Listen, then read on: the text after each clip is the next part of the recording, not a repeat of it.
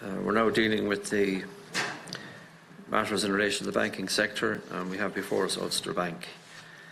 I want to welcome Jane Howard, Chief Executive, Paul Stanley, Kieran Coyle, and to say, no, this is your first appearance before the committee, so you're very welcome. I wish you well.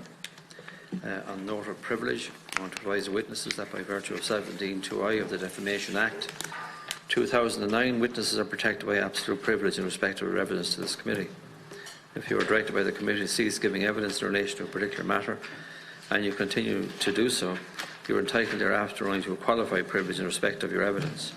You are directed that only evidence connected with the subject matter of these proceedings is to be given, and you are asked to respect the parliamentary practice to the effect that where possible you should not criticise nor make charges against any person, persons or entity by name or in such a way as to make him, her or it identifiable. Members are reminded of the long-standing parliamentary practice to the effect that members should not comment on, criticise or make charges against a person outside the Houses or an official, either by name or in such a way as to make them identifiable. And I would invite you to make your opening statement, please. Okay, thank you. So, good morning, and thank you for the invitation to appear this morning. As this is my first appearance here at committee, I feel it's respectful to members to take a few moments to introduce myself. Last September, I moved to Ireland from Manchester, and I'm privileged to have taken up the role as CEO of Ulster Bank. I've worked in financial services for almost 39 years in a variety of roles, including across retail, corporate, operations and risk management. In my last post in RBS, I was Managing Director of NatWest and Royal Bank of Scotland for personal banking, where I was responsible for leading the team for the day-to-day banking needs of approximately 15 million customers across the UK. I'm joined this morning by my colleagues, Paul Stanley, who is the Chief Financial Officer and Deputy CEO, and Kieran Coyle, Managing Director of Personal Banking. In the invitation letter, the committee expressed an interest in Brexit preparedness and in the accountability framework for the banking sector in Ireland, and I will cover those in my opening statement. Let me start, though, by giving you some insights into the progress we are making at Ulster Bank.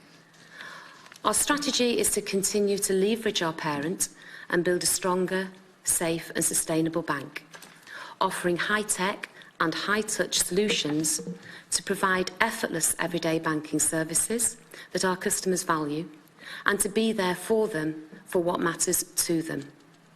We believe that a blend of digital and physical banking is the winning combination because our customers tell us that that is what they want and what they value. To support our strategy, we continue to have a focus on innovation. We have expanded our partnership with Dogpatch Labs, which is a leading co-working space for technology startups. Some of our own colleagues are developing their entrepreneurial talent and creativity to deliver innovative solutions for our customers. We recently co-hosted a 5th annual hackathon. It was over a weekend, which brought together members of the community, including the tech community, to design innovative banking solutions for our customers. Underpinning and fundamental to our strategy, we will continue to transform our culture to one where customers are consistently at the heart of everything we do, served and supported by professional colleagues. In terms of progress since Ulster Bank's last appearance before committee, we've made tangible progress on our priorities. In terms of lending to support customers in the economy, a core part of our strategy is to help our personal customers to buy a home and to save money by switching to lower rates. This aligns with our investment to improve the service and offer also market-leading fixed rates. Last year, we saw a 13% increase in new mortgage lending to 1.13 billion, and that momentum has continued into this year. We also lent about 1.4 billion to our business customers, and with a good start in 2019, we expect that figure to grow this year. Our Lombard asset finance business saw volumes increase by over 40%, almost 20 million euros of new lending. And we're very conscious that 2018 was particularly challenging for the agri-food sector. So we introduced a weather fund to support customers in a year of unprecedented weather events. We expanded our relationship with the Strategic Banking Corporation of Ireland through their Brexit loan scheme, and we joined the Business Growth Fund Backers for Business. We also intend to participate in the new Future Growth Loan Scheme.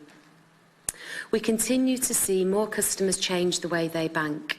Today, 7 out of 10 active personal current account customers are choosing to bank using digital channels. And in the first quarter of this year, we've seen a 31% increase in mobile payments and transfers, and that compares with Q1 2018. We're listening to what our customers want from us, and we're innovating to make our customer experience effortless every day and brilliant when it matters. In the last year, we've introduced new apps and services such as ClearSpend, which gives businesses better control of their expenses.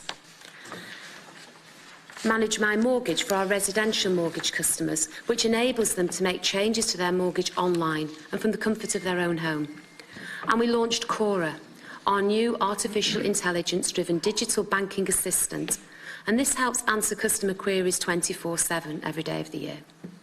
We've also been adding more features such as Face ID and paperless processes for our everyday banking products, which is making the digital experience simpler and more secure for our customers. As I mentioned, our strategy is both high-tech and high-touch, so we've invested in our physical presence. We've expanded our mortgage broker panel. We've increased the number of mobile mortgage managers across the country, where they can offer flexible meeting times and locations chosen by our customers. We've 5 mobile banks, a community protection advisor, and a team of community bankers. We're continuously improving our branch network. 41 branches have been invested in, and we plan to do more this year. New needs are arising for our customers, and last year we launched Friends Against Scams. We're committed to playing our part in the fight against fraud. So we trained colleagues across the bank. We're educating customers on how to protect themselves against the horrific practices of scammers, which, when they happen, can impact our consumers and our customers so badly. Since we were last before committee, we've also made progress on reducing our non-performing loans, which are just over 10%, but there's more to do. Our regulators have set out capital requirements for non-performing loans. Those requirements mean that over the coming years, we will need to increase capital to a point where we have enough capital for the full amount of the loan if it's non-performing. That capital is then tied up, and we cannot reuse it to support loan growth, which would contribute to the Irish economy. Our priority, though, to be clear, is to work with our customers to put in place long-term, sustainable arrangements so that as many customers as possible can remain in their home and paying off their mortgage. We've invested in additional resources to ensure that every customer has every opportunity to engage with us to enter into a long-term solution. And we have found that when customers have worked with us, a solution can be found for 4 out of 5, meaning they can remain in their home. We've also made significant progress on our customer remediation programmes to put right our wrongs of the past and to learn from our mistakes. We completed a thorough process to identify all impacted tracker customers, and we do not anticipate any new or additional impacted groupings of tracker customers to emerge at this point. We have made redress and compensation payments to all tracker mortgage examination customers for whom we have contact details.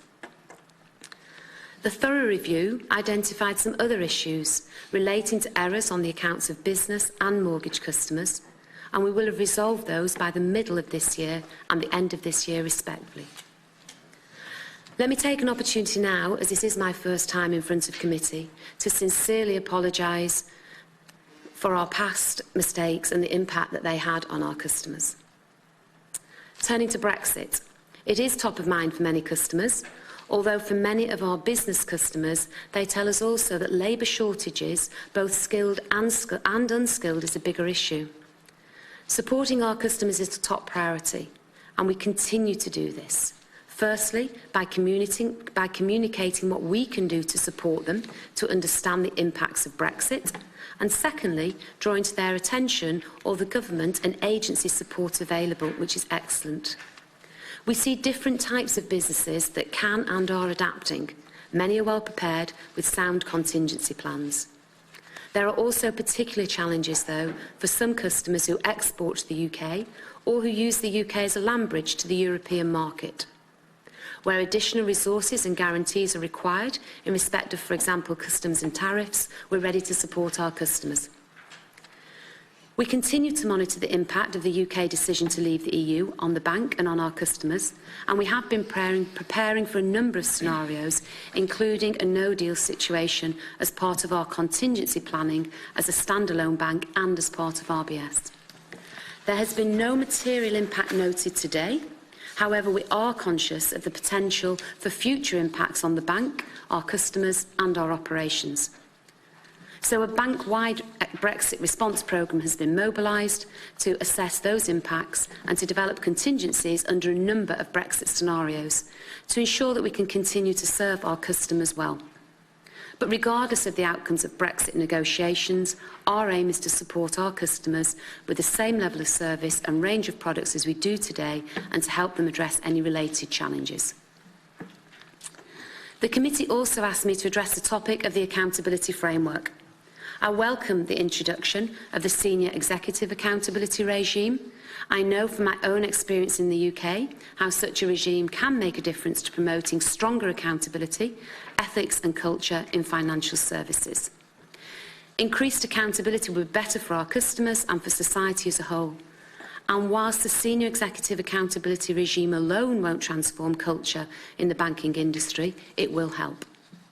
So I'd like to finish on the topic of culture. Much has been said about banking culture at this committee and at other fora in recent times. We in Ulster Bank have learned many lessons. We got things wrong. We are fixing mistakes from the past and we're learning from them. And we're absolutely committed to rebuilding trust with our customers and with Irish society. We recognise that we have much to do and we are changing.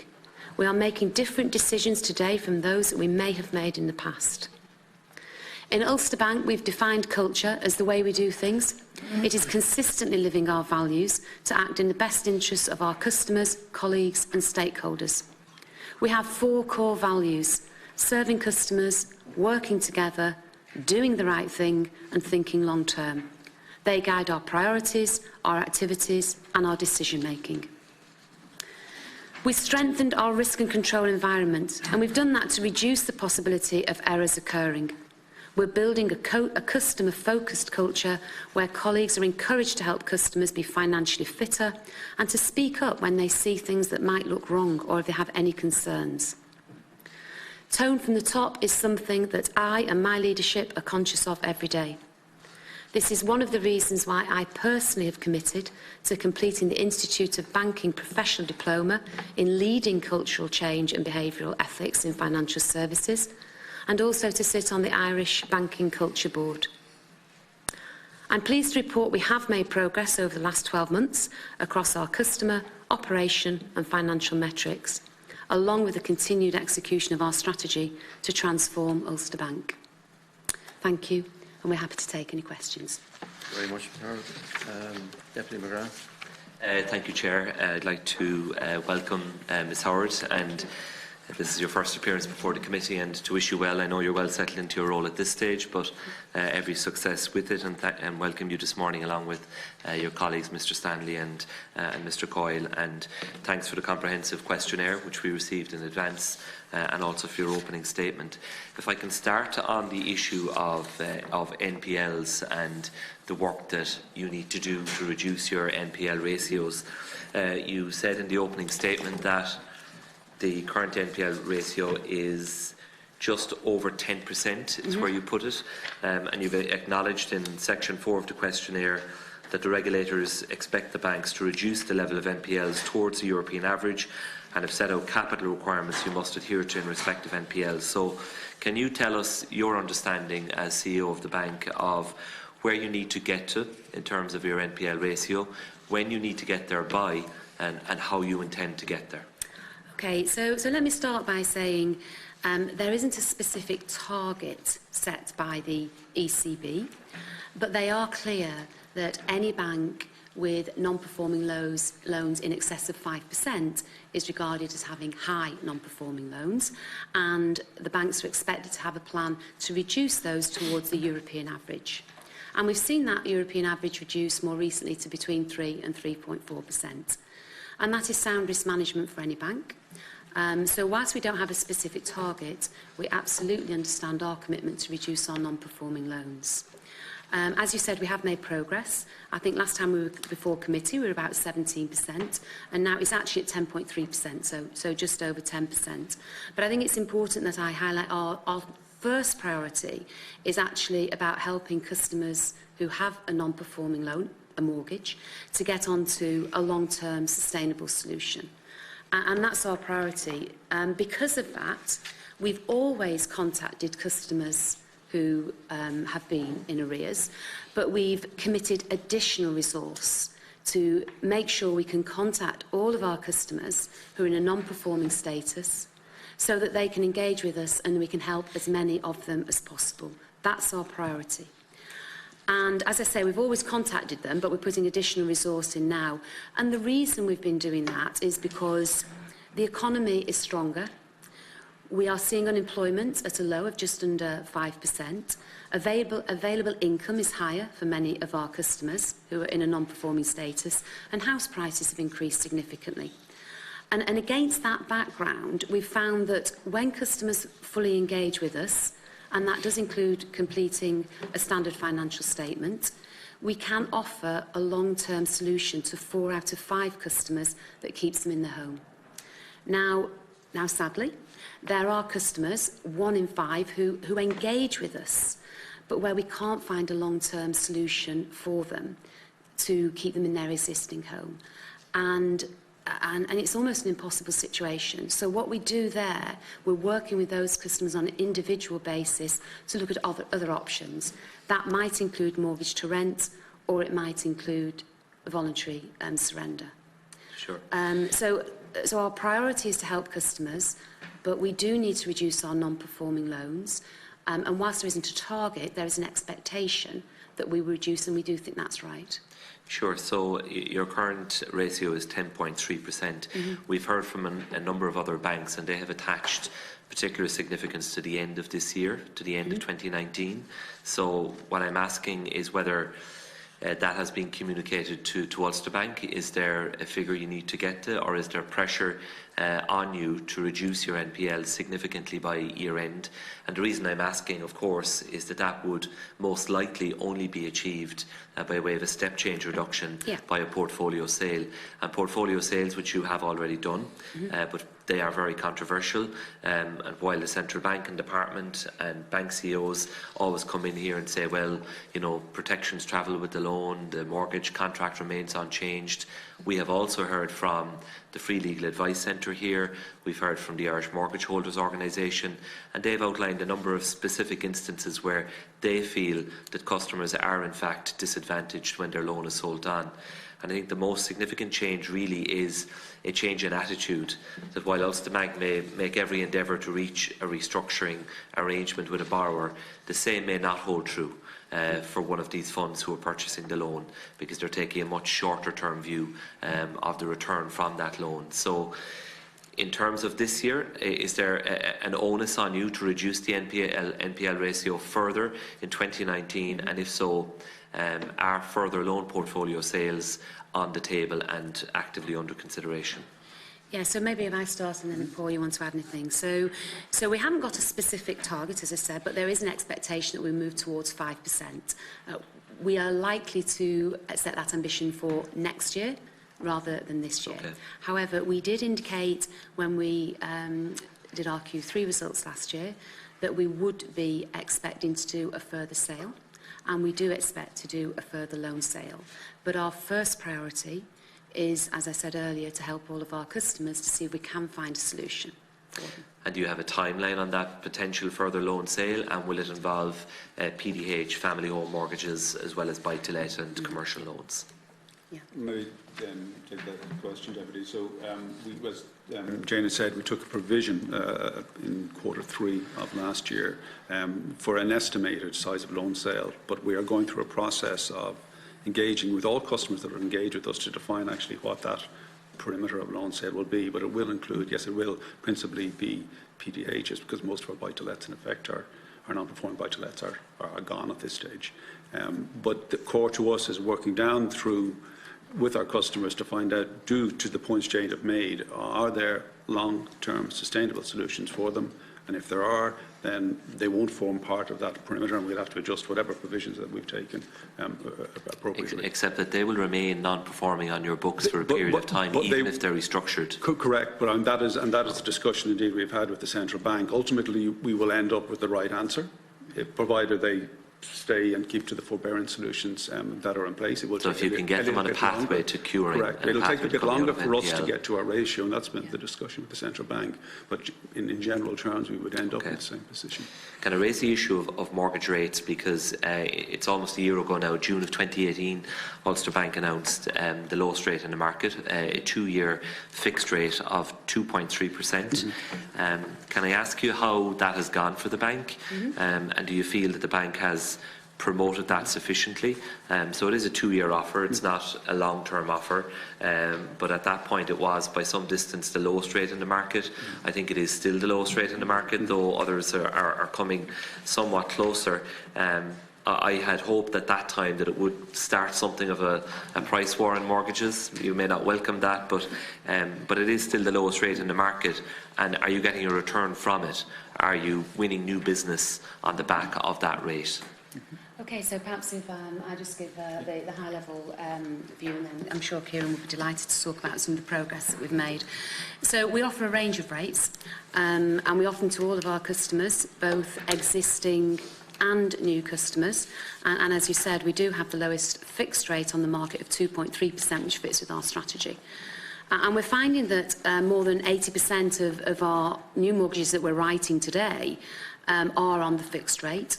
And customers tell us that obviously they like the rate, but also it gives them certainty of payment, and that's important to customers. We deliberately went out there to compete because we want to grow our market share in mortgages, and at that point, Kieran, I'm sure you'd love to talk about the progress we've made. Thank you, Jane. Perhaps if you could tell us your current market share for new business being written in the market currently. Thanks, Jane. Good morning, Deputy. Yes, I mean, you're right around the 2-year fixed rate. We also have the lowest 4-year fixed rate as well in the marketplace.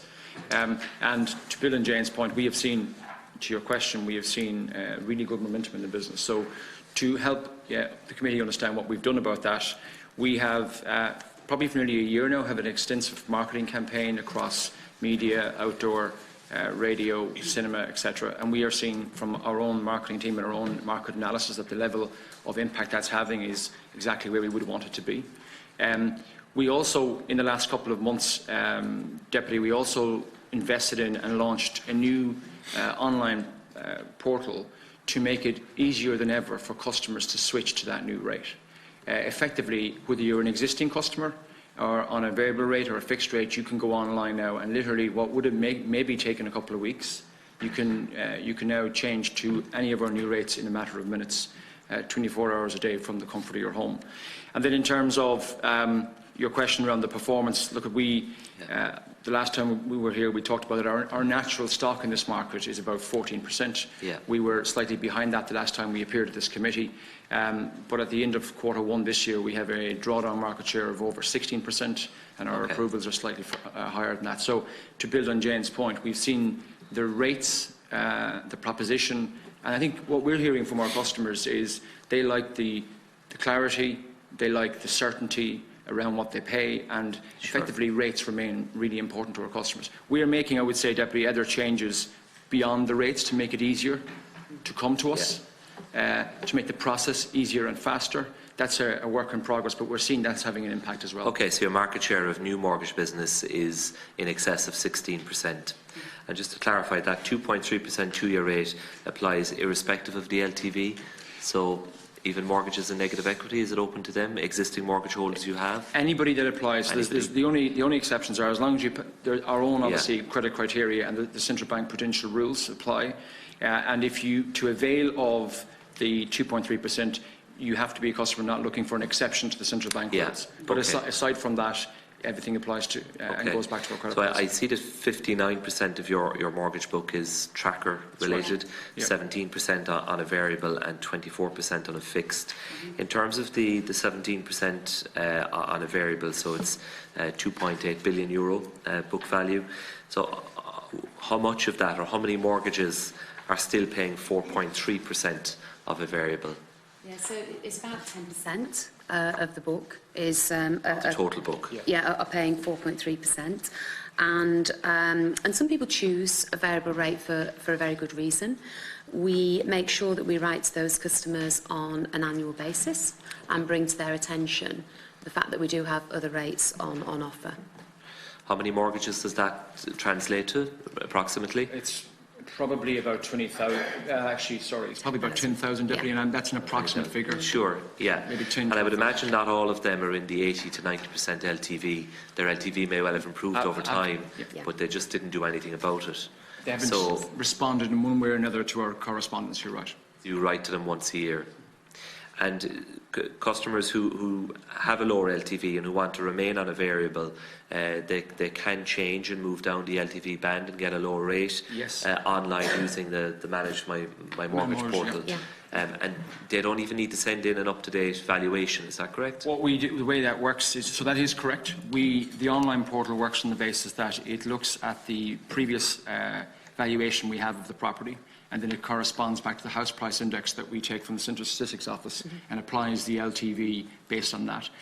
But what I would say, if a customer thinks that their LTV is better than that, they can absolutely get a valuation done, and if that proves to be correct, we'll apply the correct LTV band. You're not competing in the cashback space, is that correct? No, we're not. Yeah.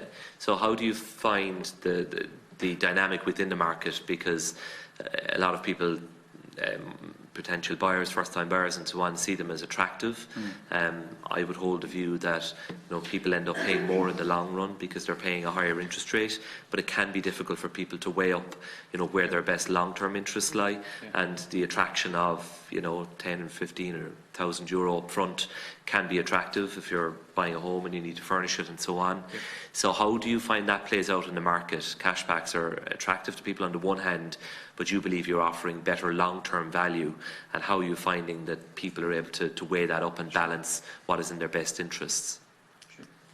Yes, so we've chosen to just be very, very clear on our rate so that people absolutely understand it, as you said. But for first-time buyers, we do actually support them as well. We've chosen to do that, though, in a way that supports them with the things that are relevant to buying their home. So do you just want to talk a little bit about that? Because that's important to us. The other supports we give, as well as the leading fixed rates, we help make contributions to people's legal fees. We help, because that's an important, it's a practical cost that their customers face. And we also help make contributions towards their life assurance, which is another important thing, to help them protect what's important to them, and make contributions, Deputy, to their home insurance. So we see it as a combination of the low rate plus other elements that we know from our customers matter to them. And in terms of the dynamic, it is very dependent on customer situation. But certainly what we are seeing is, and the research we're doing backs up the fact that we are a fixed rate-led mortgage provider. That's our strategy, and it has been now for a period of time. And that's because the feedback tells us that still the most important thing to people is value for money or rates. And that's the most important thing. And then the certainty of that rate over a period of time and the transparency that brings. And look, the home buying purchase and the whole buying process is a time when people's lives are busy, and we just think that being very clear on what the rate is, how long they can pay it for, and giving them the best choices over 2-year, 4-year and 7-year, because we have rates across that whole period, is the best approach, Deputy. And so far, from a business point of view, we can see the momentum that's creating in the business. Finally, Chair, if I can just touch on the tracker mortgage examination. So I think it's fair to say, and I'm sure you're aware of this, Ms Howard, Ulster Bank was pretty slow in getting up to speed and getting to grips with the tracker mortgage issue, and it took a long time to identify the relevant accounts and pay out the redress and compensation. I think the message you're giving us in the questionnaire is that you're pretty much there, or very close to being there. Can I just ask on the overall numbers? So The total amount paid out to date for redress compensation and contribution towards advice is €120 million, give or take. Your overall provision is just under €300 million. So is the balance the operating costs of running the operation? And have you factored in a potential enforcement fine from the central bank in respect of the enforcement investigation that's underway? Would you like to take that question, if I may. 120 million, that's paid out to the 31st of March. There have been some more payouts since then. And I've been here before. I've explained that the 297 million roughly split 50-50 between the costs of the examination from our side and then the customer compensation and remediation. So therefore you can take from that there is still an element of around 20 to 30 million odd still to be paid out from the 31st of March. That's a combination of some customers that we've got to since that date, and also the 190 customers that to date we have been unable to contact, and we've highlighted that in the response. So the operational cost to the bank has been about 150 Yeah, it's million. roughly 50-50, and that's largely the splits that are there. We haven't taken any significant estimates or provisions in terms of fines at this point in time. You don't say, you say no significant ones, but have you made any provision for a fine? We haven't disclosed any information on that, and we will deal with that when it comes to our final discussions. And is that enforcement investigation ongoing, active? As with the rest of the banks, yes, it is. Yeah. Okay. Thanks, Chair. Yeah, I was just going to ask some of the similar questions to Deputy McGrath there in terms of your provisioning on the tracker mortgage scandal. I assume the bank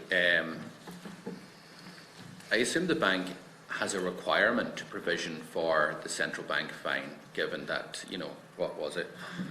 Here, you're very clear that so far you've calculated that you took wrongly 95.54 million from your customers' accounts without their knowledge for many, many years, kept that money from them. And have only recently given them back. So I assume we all agree that these are going to be fined. And is it not the case that you have to make provisions, otherwise you wouldn't be furnishing accurate accounts? First of all, we're not disclosing the details of levels of provision, so we just be open and clear on that point. As I said, there's a level of provisioning in there. We don't disclose the amounts. But they're estimates, and it will be up to, at the end of the day, to the central bank in terms of the process. But in your accounts, there is a provision. There is an estimate within that. Not even an estimate. There's an element of provision within that to cover central bank fund, but we're not disclosing that detail. Okay. And when you say within that, what is that? Within the 297 million. Okay, so the provisioning that the bank is making is within the 297 million. Correct. So we know that 150 is operational costs. I have said, Deputy, approximately 50-50 splits. We're not disclosing, Deputy. We're not disclosing. I know you're not disclosing, but it doesn't take a genius to figure out that you've made a tiny provision in relation to a central bank fine. If the money that you've paid out so far to customers is 120 million, and that you've said that there's about another 20 million to pay out because obviously there's 190 customers that haven't been contacted yet, and then that there's 150 for operational costs, then you've left a tiny amount. We have an estimate in there of a provision, but we're not disclosing that amount. I know you're not disclosing it, but it's absolutely minuscule by deduction. You don't. If there's 150 million for operational costs, if you've paid out 120 million, and if the provision in total is 297, then there, my 12-year-old son at home could figure out the maximum amount that you've made for a provision for a fine from the central bank. So I have said it is roughly a 50-50 split between the two. It is not exactly a 50 split between the two, and we have a provision taken, and we will not be disclosing that amount. Okay. Can I ask you in relation to the level of compensation that you've paid? When you look at this here and you look at the amount of compensation that you pay to your customers, in total, as we said, the total provision that you've allocated is close to 300 million euro, and the amount of compensation that individuals got was 20 million.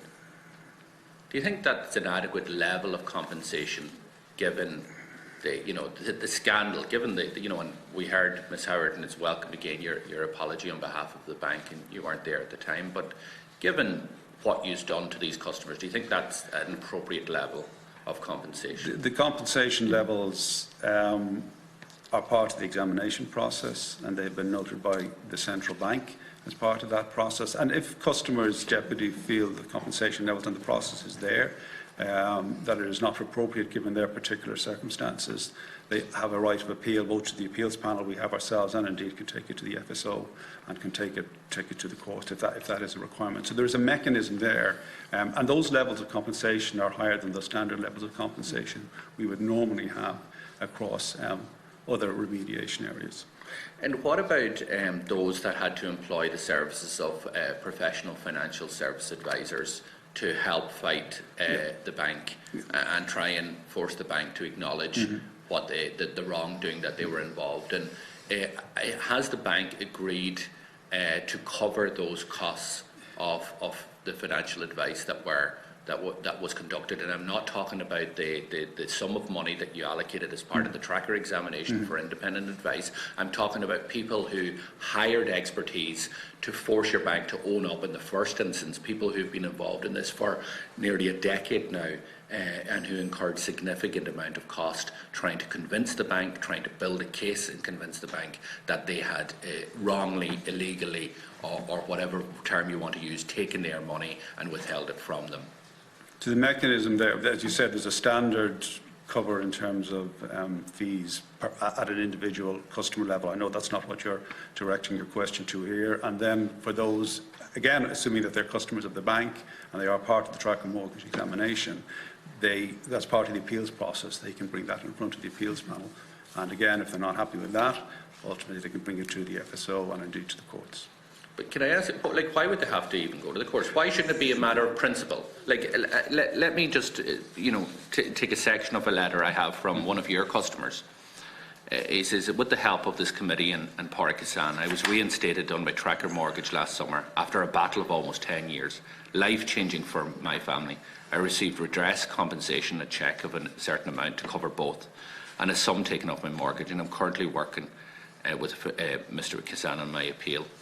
He goes on to say that the amount of compensation that has been awarded to this individual, it dwarfs the amount that he has had to spend over the last 10 years in preparing a case to the Ombudsman, working with various financial advisors, working with voluntary organisations to try and get your bank to own up to what your CEO, Ms Howard, has just apologised to the Irish people for. Yet the amount of money that he had to spend is not going to be covered as a point of principle by this bank. And you're telling me that he has to go to an appeal, maybe the Ombudsman, maybe through the courts, for you to give him what he should never have had to spend in the first place, because the reason he spent it was because you took his money. And Deputy, we do look at individual circumstances as well. If you'd like to share that, I don't recollect that particular instance. If you'd like to share it with me, I would certainly look at that. Well, I'll ask the individual for permission to do so. But there are many cases like this. This should be a point of principle. If you were looking at a customer-centric approach, you would be saying to your customers, folks, if you spent money on independent financial advice outside of this tracker mortgage examination to convince us that we had done wrong to you and your family, then we will cover that cost. And that shouldn't take me, it shouldn't take letters, it shouldn't take your customers to tell you. You should be doing the decent thing, the right thing, and you're not doing it. And in the normal course of expenses that are put before us, we do. If there are particular circumstances that we look at individually, please send them to me and I will look at them. Well, as I said, I will do that, but I would encourage you to look at your policy position. Can I ask you in relation to the Ombudsman's appeal? There was 10 appeals to the Ombudsman in relation to the tracker mortgage examination. 5 of those, which it appears were upheld. Is that the case? Were they upheld by the Ombudsman or were they upheld by the internal central bank appeal? To be clear, Deputy, there are 10 appeals in relation to findings from our own appeals panel. So if you like, challenges that have gone to the FSO from those that have gone to the appeals panel. So they went through the appeals panel. Correct. And then they weren't happy, they went to the Ombudsman. Correct. And the Ombudsman found in favour of the customer on 5 occasions. Correct. Yes. And in relation to that, can you give us some indication of whether that was the level of compensation, whether they were in scope or not, what type of categories of findings would they fall So into? those, to be clear, were those customers that were in scope. There are other complaints in the Ombudsman from customers that aren't in scope, or indeed for other reasons as well, but those were in scope. The exact details of those 5, I just don't have those to hand as to their point of challenge, but they were in scope. After the Ombudsman found in favour of them, your customers, which the bank had already ruled against them, which your independent appeals process have ruled against them, and now the Ombudsman have said, no, you were all wrong, the customer is right. Has the bank now looked at each of those judgments and asked themselves whether that should apply to other customers? We have taken that feedback to see absolutely does it apply, and have we got something wrong in terms of some of the cohorts. And did you find out in any of the cases that it applied to anybody else? I can't recall whether we have or we haven't, but we certainly have looked at them in those cases. And I'm happy to respond on that as to whether it has changed any views we had previously taken. I appreciate that. You give information, and I want to thank you for the volume of information you give us in the questionnaire. It's very helpful. There's a question in relation to rent receivers that have been applied by the bank, which is a very small number. Yep. But can I ask you in relation to the number of fixed asset receivers that the bank has applied? Would you have that number? It wasn't a question. Those receivers, which I think it's 5, sorry, in the question there, that's at the point in time, so that the amount of receivers. They are receivers, they're not just rent receivers, they cover both rent and the right to sell the property, subject to the various requirements that are there as well. So how many was that? Sorry, 5 is what existed at that point in time in December 18, I think is the... okay, That's so... correct, and I think and I believe it's since reduced to 2. Yeah. Oh, and it's reduced to 2? 2. Okay. And I want to go on to the issue of your sale to the vultures and your announcement of another sale, likely before the end of this year? It would be, if we are doing a sale, the intent would be before the end of this year, yes. Now, you know, there's no doubt about it. It's not just me that said this. Other members in this committee have said, you know, what this bank is, what your bank is doing is you are outsourcing your dirty work to a vulture who cares not for your customers, who cares not for the circumstances of your family. We said this of their families. We said this at the time when the sales went through, and unfortunately we've been proven correct. Can I ask you, have you carried out any examination of how the vulture that you sold nearly 4,000 accounts to are treating their customers since that sale went through last year? Have we carried out an investigation? We are certainly in contact for various reasons with the funds that have acquired the customers, our customer base. The mortgage to rent scheme would be an example of that, and there's some news indeed on that this morning. So we are keen that, particularly where we have agreed forbearance with solutions, or where customers are in the process, taking the mortgage to rent scheme as an example, which is a long journey to get there, and I think you understand, appreciate that transfers as an intent to those buyers as well. I can't recall whether you've done a specific review of the. So, are you aware, for example, you sold 1,742 homes and 2,195 buy-to-lets to Cerberus? Yeah. I'm not sure if you've disclosed the discount that you sold them to. Has that been disclosed? No, we don't disclose that discount. Okay, well, we've discussed that before. I assume there was a significant discount there. And we have information that, for example, Cerberus, and Cabot is the servicing agent employed by Cerberus, is taking a very strong approach to your previous buy-to-let customers, where they are appointing fixed asset receivers, where they're giving your previous former customers 30 days to clear all of their arrears, or they will appoint fixed asset receivers. Now, your bank has employed 2 fixed asset receivers. Deputy McGrath is right. We're saying this over and over again. It's not about the protections that are there that travel with the customer, that travel with the mortgage. It is the attitude. You have appointed 2 fixed asset receivers. This crowd, this vulture, is taking a policy decision of clear your arrears in 30 days or we are putting in place fixed asset receivers. Do you have anything to say to that? That you have hung out your customers to high and dry, you've fed them to these vultures, and you know fine well that these were non-performing loans. That doesn't mean that they weren't being paid. It means that they weren't able to pay their full amount. It means that they were in arrears. And the idea of any bank saying, clear your arrears within 30 days or we are taking your property is absolute madness. And that is what you have done to nearly 2,200 customers which have tenants in them. And when fixed asset receivers are going to be appointed, those tenants are going to be evicted. Like, Paul, that is what's happening here. Let me read to you a letter.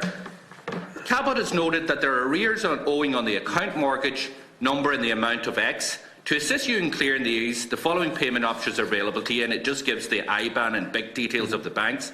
Failure to contact our office on receipt of this letter and clear your arrears in full within 30 calendar days from the date of this letter leaves Cabot no other option but to appoint a receiver over the secured property. I can read you other letters where former customers of yours with multiple properties who are in positive equity are trying to sell the loans.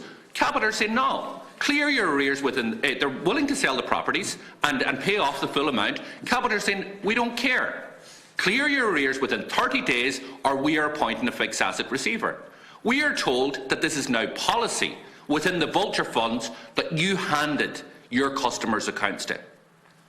And you wash your hands and say it's nothing to do with us anymore. Now shame on you. Shame on you for what you have done. We warned you that this was going to happen. This is what vultures do. Like, have you no regard to people who made your bank profitable during good times and are finding it difficult themselves to make full payments back and are looking for a bit of time, are looking for a bit of support, but are definitely not looking for this type of attitude. An attitude, in fairness, that Ulster Bank wouldn't do to your customers. You wouldn't do this to your... How many buy-to-let customers do you have? Can you imagine your bank writing to customers tomorrow morning and say, clean your arrears within 30 days or we're going to repossess your homes? People would take their accounts from your bank overnight. They would say, we're having nothing to do with that. But you outsourced your dirty work to the vultures and you're about to do it again, and shame on you. And that's why we need this committee to pass the legislation which I have, which puts in place a statutory responsibility to do what your bank should be doing anyway, and that is living up to the standards of the central bank, which says you should ask for permission before you sell to a vulture. But can I ask you for a response, Ms Howard, of how you have treated your customers? So, I mean, you talked about the future loan sale as well. And let me just give a little bit of colour on, we are, as I said earlier, absolutely committed to contacting even more, up to 18 times over 2 months, our customers to see if we can help them to get onto a sustainable solution or another option. And I think that's really important because we're exploring everything first. We've contacted nearly 10,500 customers in recent months. 2,500 of those are in the early stages. 5,000 of those are engaging with us and they're cooperating. I'm using the word cooperating because that's the CCMA definition. And out of those 5,000, 4,000 were able to offer a long-term solution, and 1,000 were looking at different options. And then we've got nearly 3,000 customers and they're not contacting us and they're not engaging with us. Now that worries us because we believe, based on the 5,000, that if people contact and engage, we may be able to help them. And are they paying nothing at all? They are paying a contribution, but so they are engaging with you. They're engaging every bloody month with you. But they're handing over their money. And see, the reason I say this is because I know some of these cases, and you're dodging the question, that have been sold to the vulture funds that are about to have their property taken from them and their tenants evicted from their houses. They are engaging. They are paying the maximum amount that they have paid. So when you use terms of that they're not contacting us, they are paying. They are paying an amount, but it's insufficient to cover the amount of the mortgage. And we are trying our best to contact them and to ask them to get in touch with us to see how we can help them. And as I said, where we have done that, in 4 out of 5 cases, we are able to find a solution for them. But it's very hard for us to actually work with customers when they're not contacting us. And so we do exhaust those options before we come to a sale. You know, if there's customers listening here today, you know, we do want them to get in contact with us. We will do whatever we can to help people. But Ms Howard, because I need to say this, because I know some of these, I've seen their accounts, and I need to put it to you, because you're giving the impression here, and it's a very articulate way that you're presenting it, that these people are somehow scammers, that they're not engaging with you, and they're not contacting you. And let me put this here.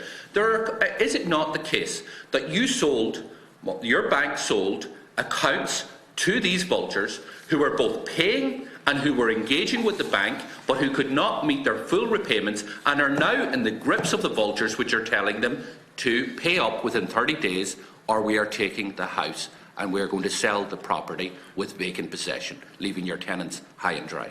Is that not the case, that they were both paying, they were both engaging, but the bank wasn't, under your terms, able to find a long-term solution, so you decided to sell their accounts to the vulture? Yeah, can I just come back to your first comment? I don't in any way think that these are people who aren't interested in trying to help. I think there might be fear of contacting the bank, and there's all sorts of reasons. And that's why we're urging people to get in contact with us. So, you know, I have met people who are in arrears, and I've met people who are in non-performing loan status. And there's a whole range of reasons why they get into that situation.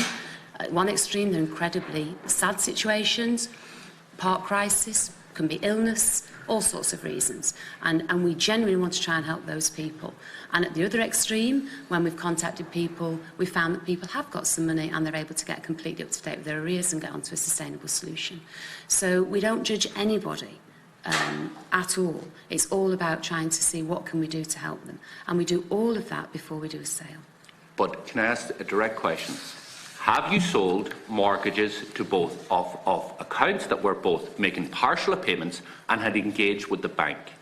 We have sold mortgages that are making payments that are insufficient to cover the debt. And we're engaging with the bank? They were engaging with the bank in terms of paying off money. They weren't cooperating in terms of... That's fine. I just wanted to make that clear, because I wouldn't like it to be painted that the people who whose mortgages have been sold are people who are unwilling to make contact with the bank. The second question I have is, what do you have to say to the fact that you have sold these mortgages now to a vulture which has adopted this practice of pay up within 30 days all your arrears or we are taking your asset? So I'm not aware that that practice is actually in place here in Ireland, but I mean, we'll look at it. But I mean, they are covered by the same regulation in terms of the way they have to treat the customers. And that on a buy-to-let property, is there anything to stop the vulture from asking for arrears to be cleared within 30 days or appointing a rent receiver? You know the answer to this question, because your bank could do it in the morning. You wouldn't do it because it would be absolutely appalling to do that, but a vulture can do it because they don't give a damn. They're here for a couple of years. They're not interested in the farming loans. They're not interested in the student loans. They're not interested in your deposits. They're just interested in making as much money from the sale of the portfolio from your bank with the haircut that you gave them. I mean, you know, for our customers who go in there with conditions that are attached and a term, they do have to respect that for the term of the duration that's in place. Do you care that some of your customers, the same sale, Project Scariff, who was sold, had their financial details released, including, this is from the same crowd Cabot, right? Including names, contact information, financial details, outstanding balances. So not only are they told, clear your arrears within 30 days, we're taking your property, your tenants are high and dry, and by the way, we've had a data breach and we've released your name, your contact information, your financial detail and your outstanding balance. Well, and you put them in this position because your bank sold them. And we told you, if you sell to vultures, they do not care. They're fast and loose. You have a responsibility to treat your customers in an appropriate manner. You give a write down to the vulture funds, you will not apply that to your customers. I've already explained the process that we're going through and how we're trying to reach out to customers. Have you contacted the agent that you sold these to and says, hey, these were our customers? What are you doing? You're orchestrating a strategic default here, and you've been involved in a major data breach. You've released their financial information. I wasn't aware of the data breach, but that is something we'll pick up, because that's clearly unacceptable. Can I ask you, in relation to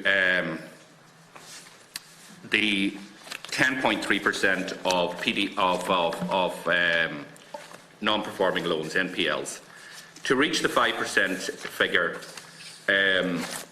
how many loans would have to be cured or sold? Do you want me to? Well, that will depend on how customers actually work with us, and the more customers we can get on. I mean, we don't want to sell loans. We would prefer the customer to remain with us on a long-term solution within the bank, and the more successful we are in that, the fewer we'll have to sell. So it will very much depend, and as I said... I'm asking both sold or cured. What is the total figure that would have to be? The delta to kind of get us there for whatever, as you said, whether it's cured or sold, it would take about around 900 million to $1 billion of movement from the current NPL position. So if we take, the problem is when we look at the statistics of mortgages in arrears of 90 days, that doesn't give a picture of NPLs, because you could have ones that aren't in arrears but would be still NPLs. But we know that, for example, the 90 days plus are all NPLs. So we know that there's 7,280 in 90 days plus, so you could assume you're talking about at least 3,600, if not more, that either needs to be cured or sold to reach the 5% target. But that's my figures. You wouldn't be, it would be that sort of range, yes. Okay. Is the bank looking at any other type of solutions, bar the standard solutions that you are applying to date, to try and cure as many of these homes and accounts as possible?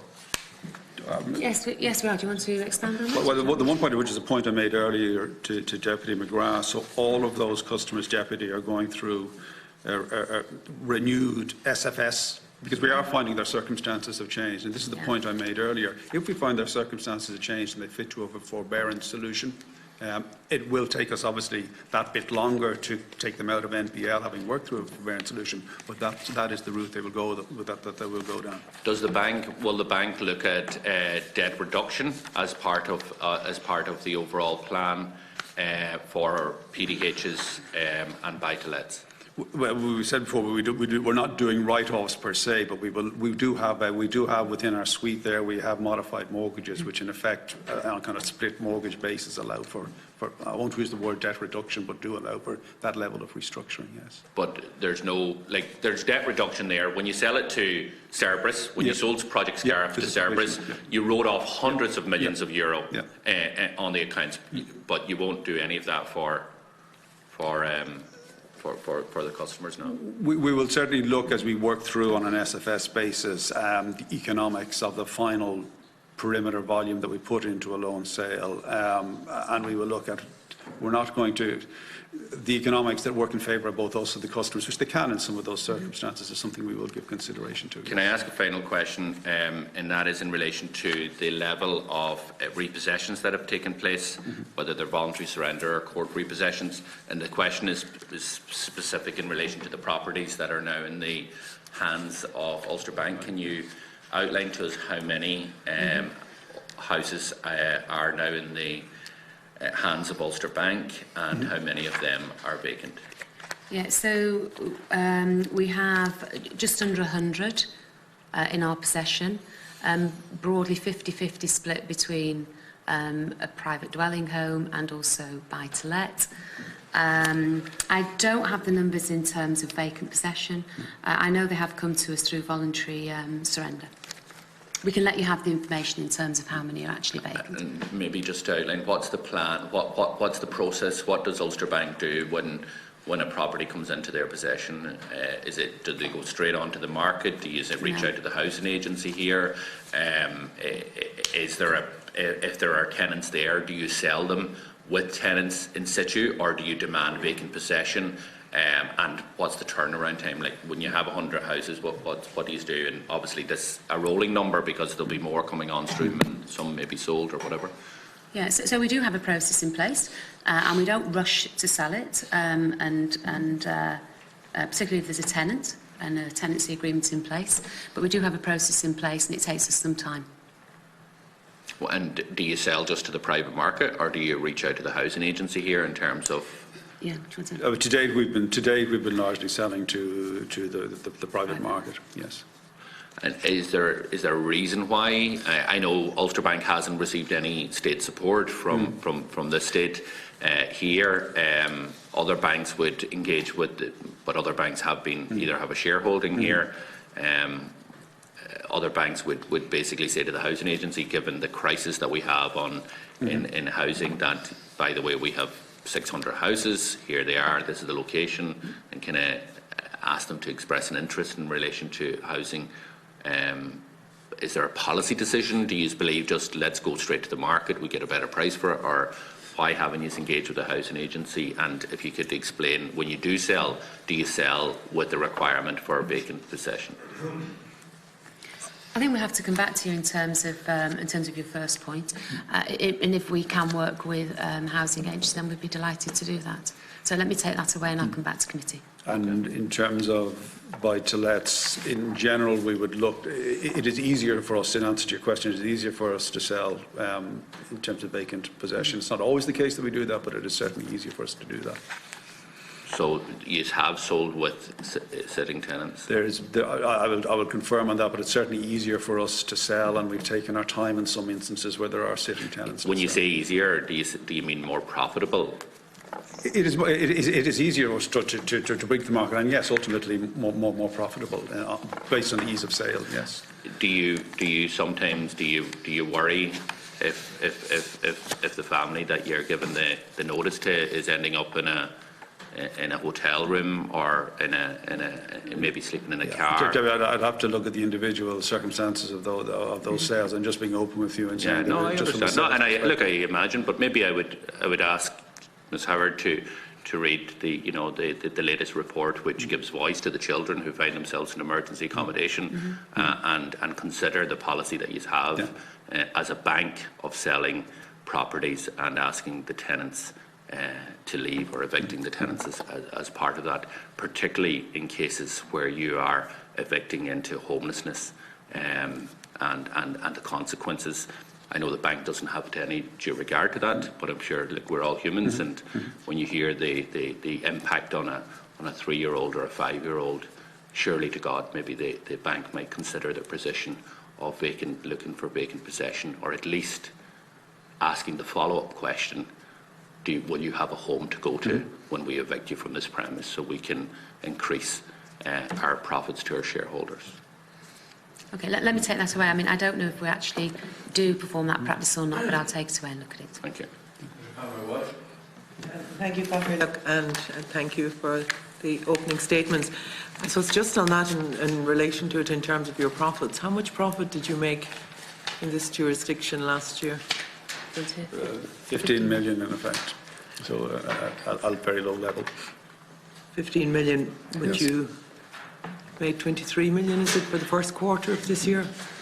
We did, but impairment write-backs were a large part of that, rather than actually kind of day-to-day operating performance. Okay. And out of the 15 million, how much corporation tax did you pay? We paid overall last year, in terms of overall tax, and this is including social contributions, corporation tax was around 1.5 million, but our value-added tax was 30 million. We would have paid payroll taxes and property taxes, and we also paid the bank levy, Senator, which I think you were aware of as well. It's relatively high for Ulster Bank. So all told, in terms of taxes to the state, it was around 75 million, including all of those things. 75 million, but corporation tax on the 15 million yes, was 1.5 but the bank million. levy was 25 million, Senator. The bank levy was 25 million. Yeah, no. I know that. Just in terms of, it seems quite high in terms of the dividend that you've paid to the RBS at 1.5 billion. Well, if you look, sorry, Senator, the level of capital that we hold within our bank here is excessive. It's much higher than any of the other Irish banks, where the level of capital, our core equity tier 1 ratio is what it's referred to, is north of 27%. at this point in time. And our own kind of internal requirements would see us around 14-15%. So in effect, we hold double the amount of capital that we need. And it is appropriate for us. That capital needs to earn a return, or else it should go back to the shareholder. It actually costs us as well, just even physically having that cash sitting, or that capital sitting on our balance sheet, because we have to invest it in what are termed as high-quality liquid assets, which earn 0 to negative returns. So there's a rationale in us paying back and getting to a more normalised level of capital within the bank, which will help its overall performance.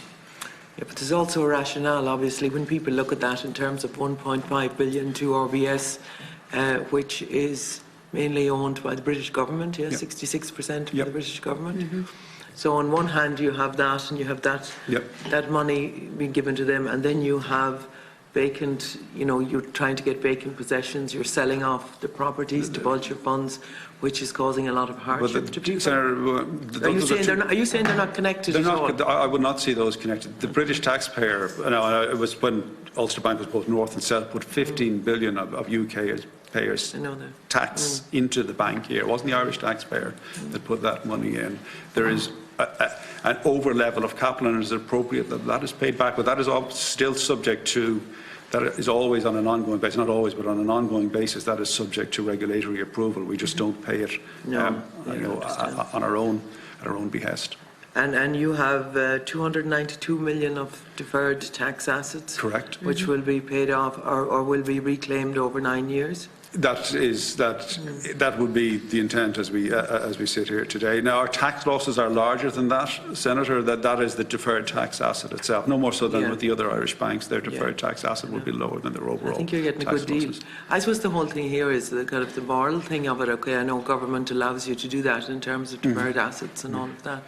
But when you have the situation that we have in terms of homelessness here, in terms of what was read out by Deputy Doherty around the vulture funds, you're given 30 days, that's it, you pay up, you get out, that there is a moral obligation here on the banks to look at things in the round and to treat Irish citizens a little bit better, and certainly not to continue to contribute to the homeless crisis as it is. And I just want to go back to Deputy Doherty, because I wasn't clear about this. In terms of the people who needed help and assistance in trying to get their money back from the money that was robbed from them, very substantial amounts of money, and many had their lives destroyed because of it. So they had to engage, say, whatever supports or services they could, not just legal services. Are the banks going to, are you as an Ulster Bank, as the Ulster Bank, are you going to allow for that within the compensation scheme? I just wasn't clear on what you were saying. What's your policy around? There are, within the compensation scheme, itself, there are agreed amounts for repayments of fees. If, as I said, if customers feel that has not been sufficient for compensation, aside from some exceptional circumstances that certainly we will look at for Deputy Doherty, they have the right then to, and it's not a right, it's a reasonably straightforward process, and indeed we will help with that process in bringing those additional asks or requirements, and it may not just be on fees, it can be lots of other issues as well, to the 2 levels of appeals panels that we have. Okay, so there's no such thing as a policy of barring anything that you're just dealing with legal costs. You look at all of the other costs. There could be accountants' costs, there could be legal costs. I'm using those two as probably the principal examples. Okay, we'll keep that followed to hold you to that. Just want to talk in terms of your charges. The AIB charge, obviously too much for the ATM use, while Bank of Ireland charged 20 cents for the debit card transactions, but Ulster Bank combined the worst of both worlds, charging 35 cents for the ATM withdrawals and 20 cents for debit card transactions. Why is that? You also charge for contactless payments. Yes. So why are the charges may I just so set some context here, and then I'll ask Kieran to cover off some more specifics. So we're talking here about our current accounts, and fees and charges are a commercial decision. And the fees we've introduced in some way reflect our strategy. And as a bank, we want to offer both physical and digital choices for our customers. And clearly it costs more depending on which channel you use to do your business. We're moving in line with the market, and our fees will remain under review, as you would expect. But do you agree that you charge more than any other bank? Well, I would look at it in the round, actually. So this is a commercial decision, and we look at our fees and charges. The way we're introducing it now is to charge customers based on usage.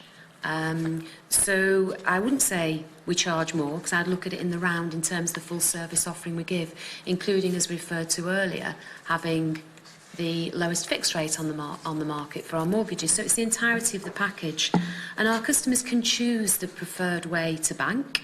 And it is more expensive in some channels than others, but we do have a team of people ready to help anybody in the branches or in telephony who would like to look at different ways of doing their banking.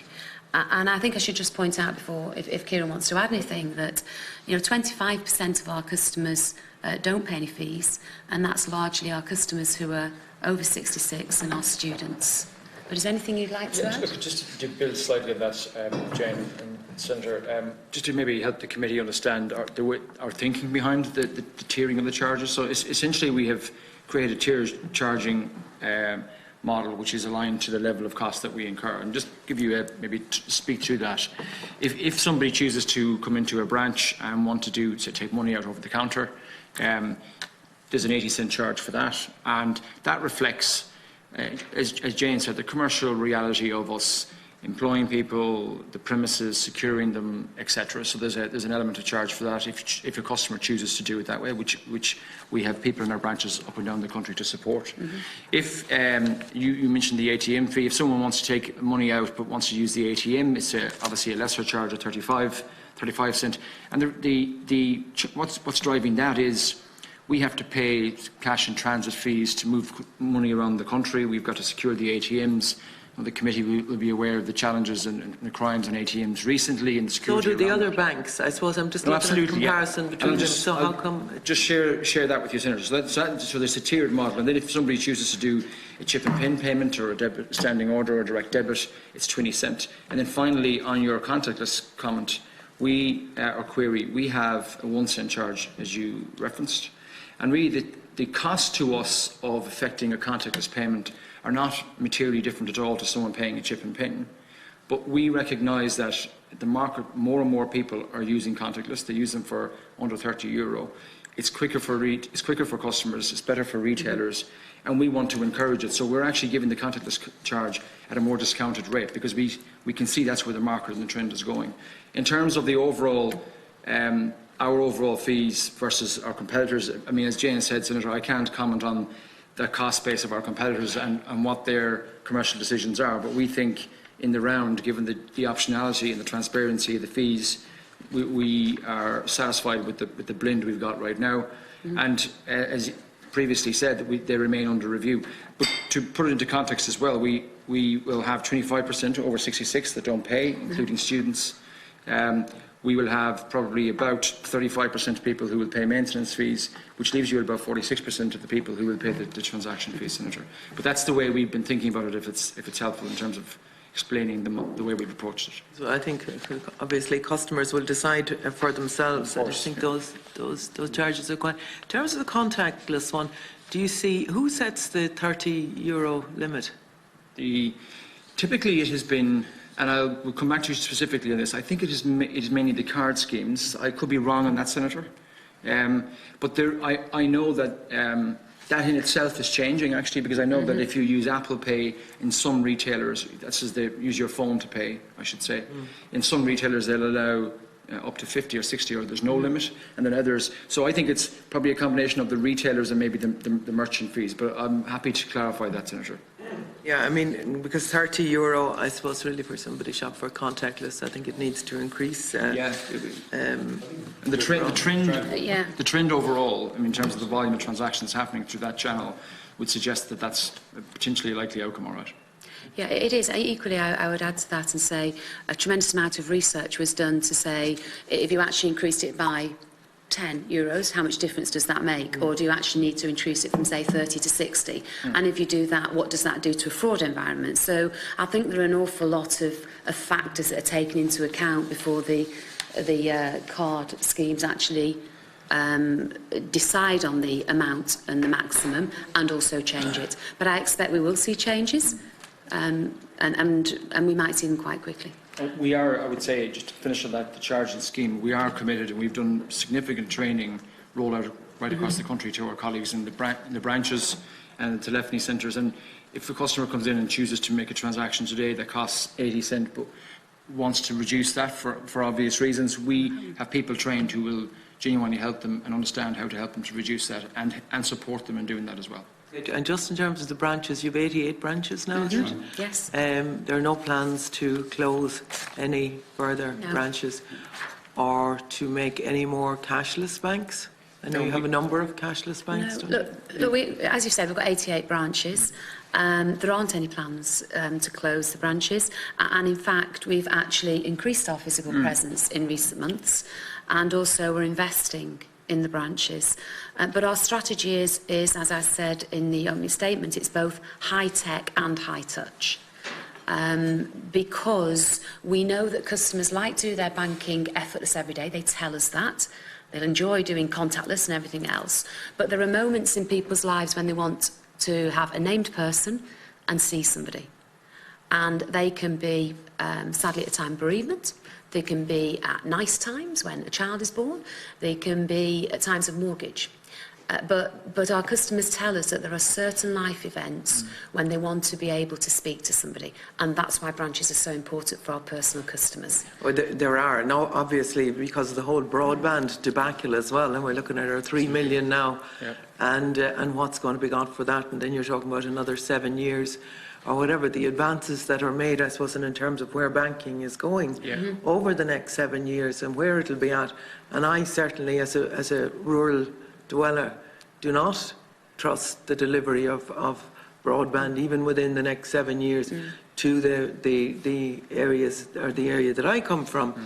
So you're going to have banking advancing all the times in terms of technology and touch and all of that. Yes. But if you haven't got the connectivity, if people haven't got the connectivity, that's going to be a real problem in terms of social exclusion and excluding numbers of customers, particularly in rural areas.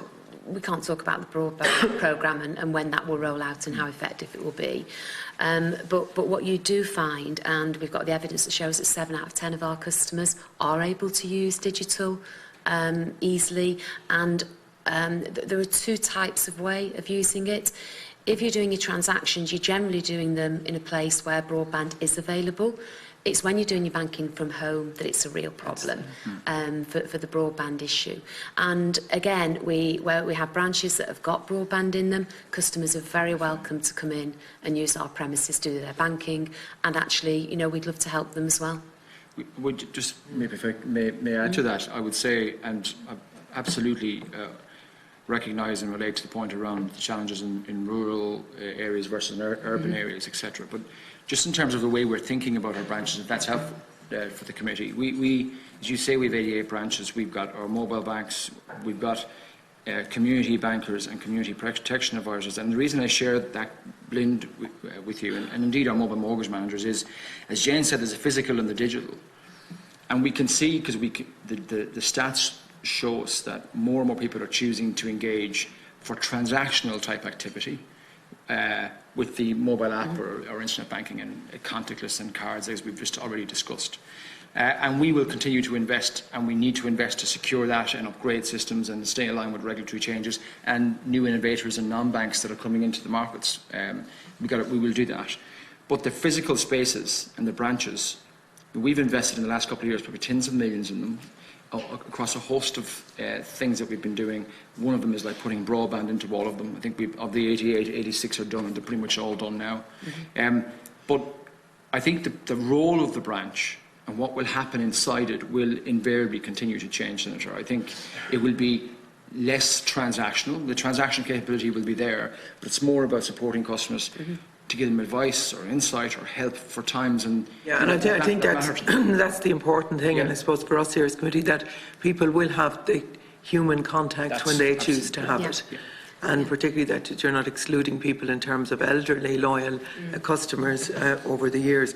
But can I make a point on that? Because it's just because in part of that jurisdiction, essentially in rural Ireland, specifically on that point, I was going to just to close off the point and say beyond the physical branch, we've actually been investing a lot more time and money in outreach in particularly rural areas, and in areas like you'll recognise them, areas like Glenamoy or areas that would historically we would never have had any presence. We have community bankers going into those areas in the local community centres, meeting the elderly people or indeed anybody to help do a couple of things with them. It's try and help them.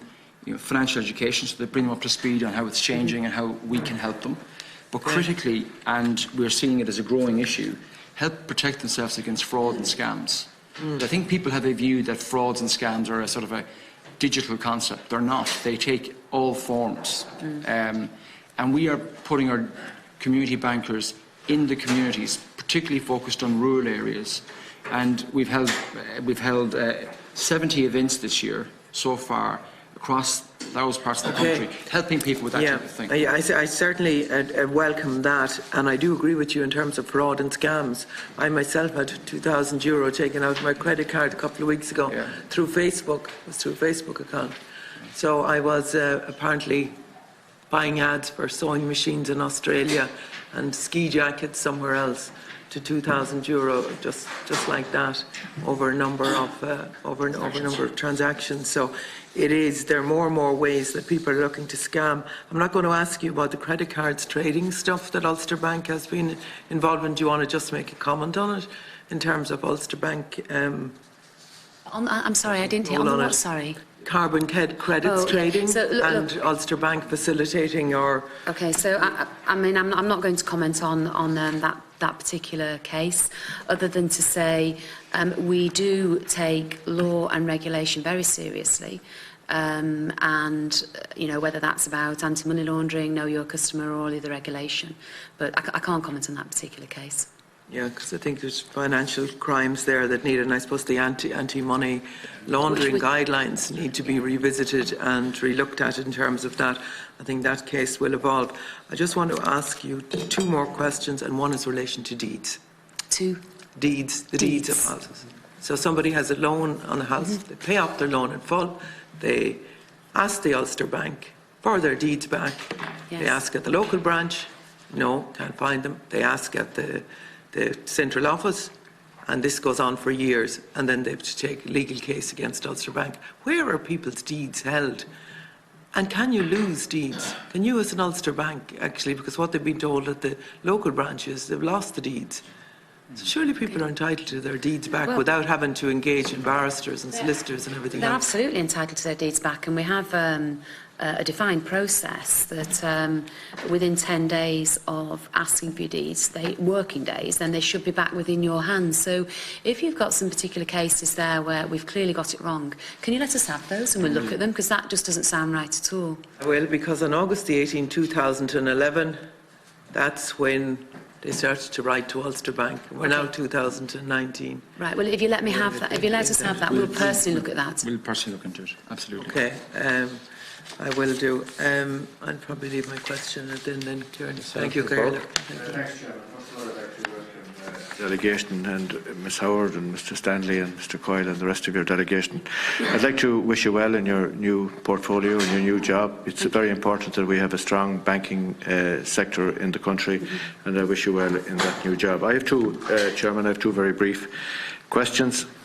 You did say that your 2-year fixed and your 4-year fixed are the lowest in rates in the country, and that you have a new portal that will help to change mortgages from the 2 to 4 or whatever. And that's very welcome. You also say that the legal fees, life insurance and house insurance, you look at those issues and make contributions for them to customers.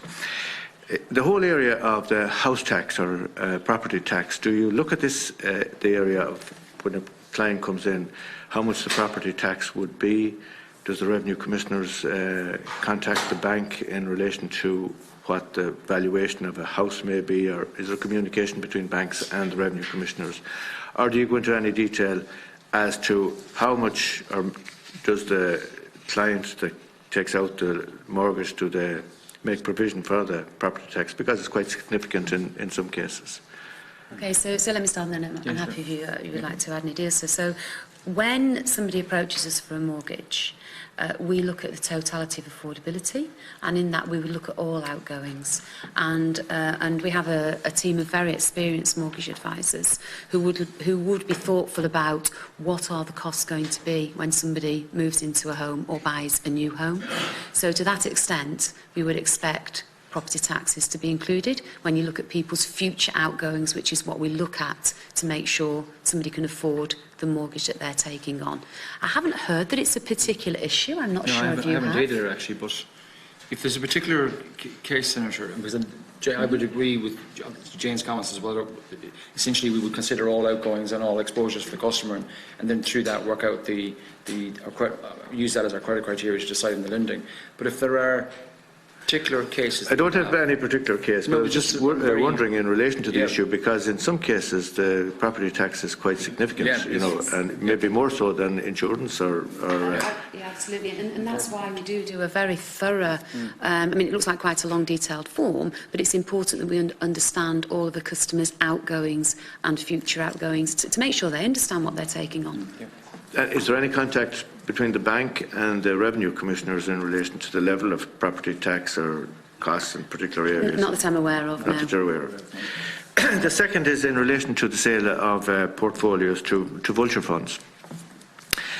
It had been brought to my attention in some cases that where the loans are being sold and where the vulture fund wants to get vacant possession, whether it's through eviction or the sale of the home, that in some cases that it's the bank, in your bank in this case, that serves the papers, the eviction papers or whatever, on the client rather than the vulture fund.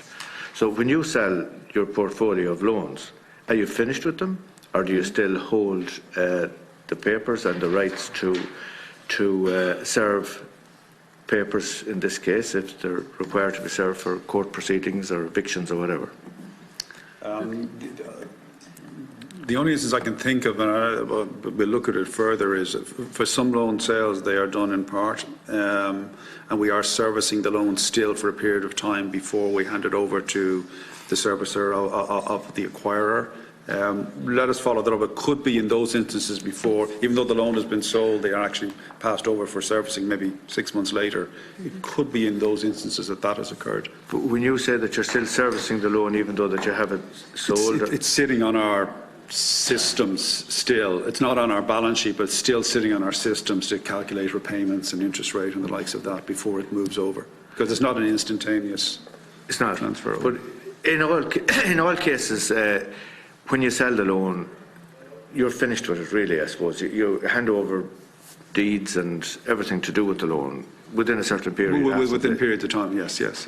But I say that period of time before it's handed over could see us, if you want to provide the case, I'm certainly happy to follow it up. It could see us in that instance. And if you have to serve papers and court proceedings, do you charge the vulture fund, or is there a quid pro quo between the two? Certainly, we are I would say without that a specific instance, but certainly there was a period of time where we were doing work for them where they were not being charged, and certainly they're being charged more, if not being charged in their entirety now for work that is being done for them. But there was a period when it wasn't being fully charged over.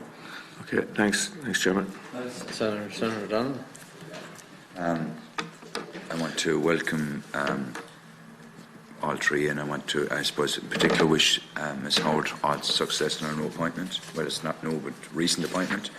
I just want to touch on one item I'd say that's already been touched on, non-performing loans, and I just wanted to just get a few benchmarks. You're at 10% at the moment. Have you given a figure earlier as to what percent you're looking to get to? Yeah, so We were asked a question earlier about have we got a target, and we haven't got a specific target. But the point I made is that we are very clear from the regulators that there is an expectation that banks who've got non-performing loans in excess of 5% are regarded as having too high a non-performing loans. So there is therefore an expectation, a very clear expectation, that we move towards the European average. And that actually is running below 5%. It's running at about 3.4%. And are the ECB putting direct pressure on Ulster Bank to get the non-performing loans as a percentage down? And have they put a time? I wouldn't say that they are putting direct pressure on us at all. They're very clear about the direction of travel, which we all saw happen in the crisis, and we need to make sure that the banks have got strong balance sheets. What's the time frame? What's your own internal time frame in terms of getting it down to the European average, which is just below 5%? Yeah, okay, so in terms of on non-performing loans, we submit to the regulator on an annual basis a forecast of what we are going to do, and we've submitted that this year. Our priority at this moment in time is absolutely focused on helping customers to get onto long-term solutions. So even though we've always contacted customers, we're now putting additional resources to try and contact everybody, to give every customer the opportunity to engage with us, to cooperate with us, so we can see if we can help them. Are you saying to them, Ms Howard, that at the end of, we'll say, 2018, or there shortly thereafter, you make a submission, is it to the ECB or to the Irish Central Bank, as to what your plan is over the next 12 months in terms of dealing with non-performing loans? Yeah, it actually goes to both regulators, and we've submitted. When would that have gone in?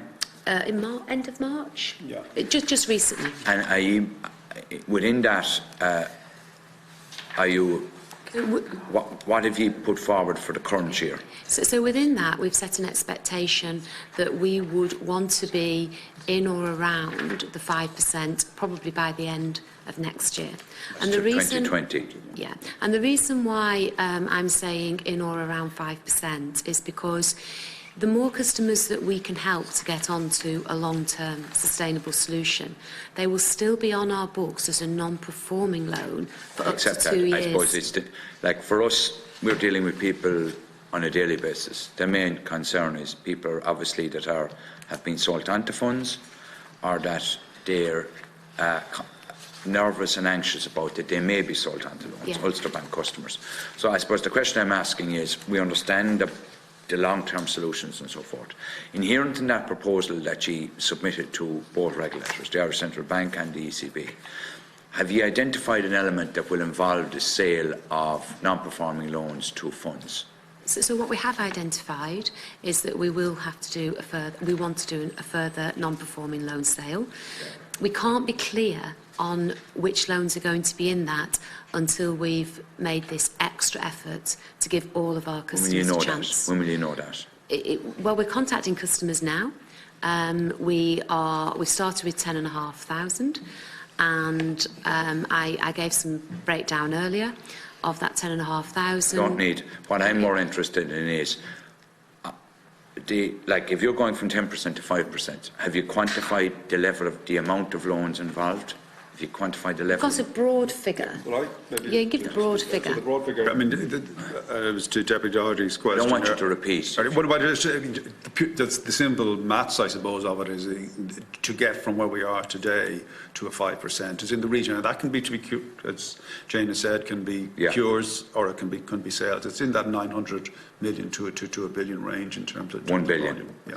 And of that 1 billion, have you identified how much of that will involve the sale to a fund? How much of that can be sold on? So what we are doing is we've made an estimate in terms of that billion, what it might cost us. That's what we've provided for, but we have not decided at this point yet what loans will make up part of that sale. That's why we're doing the SFSs, to Jane's point. But have you, is it $500 million? We haven't. We'll not know. It'll be over the summer before we land on that. That's all I need to know. Okay. The second thing then, I want to speak about Brexit. And Ulster Bank, I suppose, are unique in an Irish setting in that you're one of the large 4 pillar banks, but you're effectively have both a UK, Northern Ireland and a Republic of Ireland presence. So my understanding is Ulster Bank, what we're looking at here is Ulster Bank, Republic of Ireland. Yes. Ulster Bank, Northern Ireland is a separate entity, Yes. both Yes. subsidiaries of RBS. So I suppose what I would like to be interested for the Ulster Bank customer, and obviously for the Irish banking landscape, you've noted that you've looked at a number of scenarios, including no deal as part of our country and as a standalone bank. So can you maybe elaborate there as to what are the implications in terms of what unfolds in the UK for Ulster Bank in the Republic of Ireland? So I think so the reason why I described it in that way is the UK will have its set of circumstances for Brexit, and some will be similar and some will be quite different to here in the Republic of Ireland. And here in the Republic, what we are concerned about is our customers, and they'll face different challenges. And we've got some customers who export to the UK. Yeah. We've got some customers who use it as a land bridge, and depending on what happens with Brexit, and none of us actually know yet what will happen with Brexit, we need to support those customers.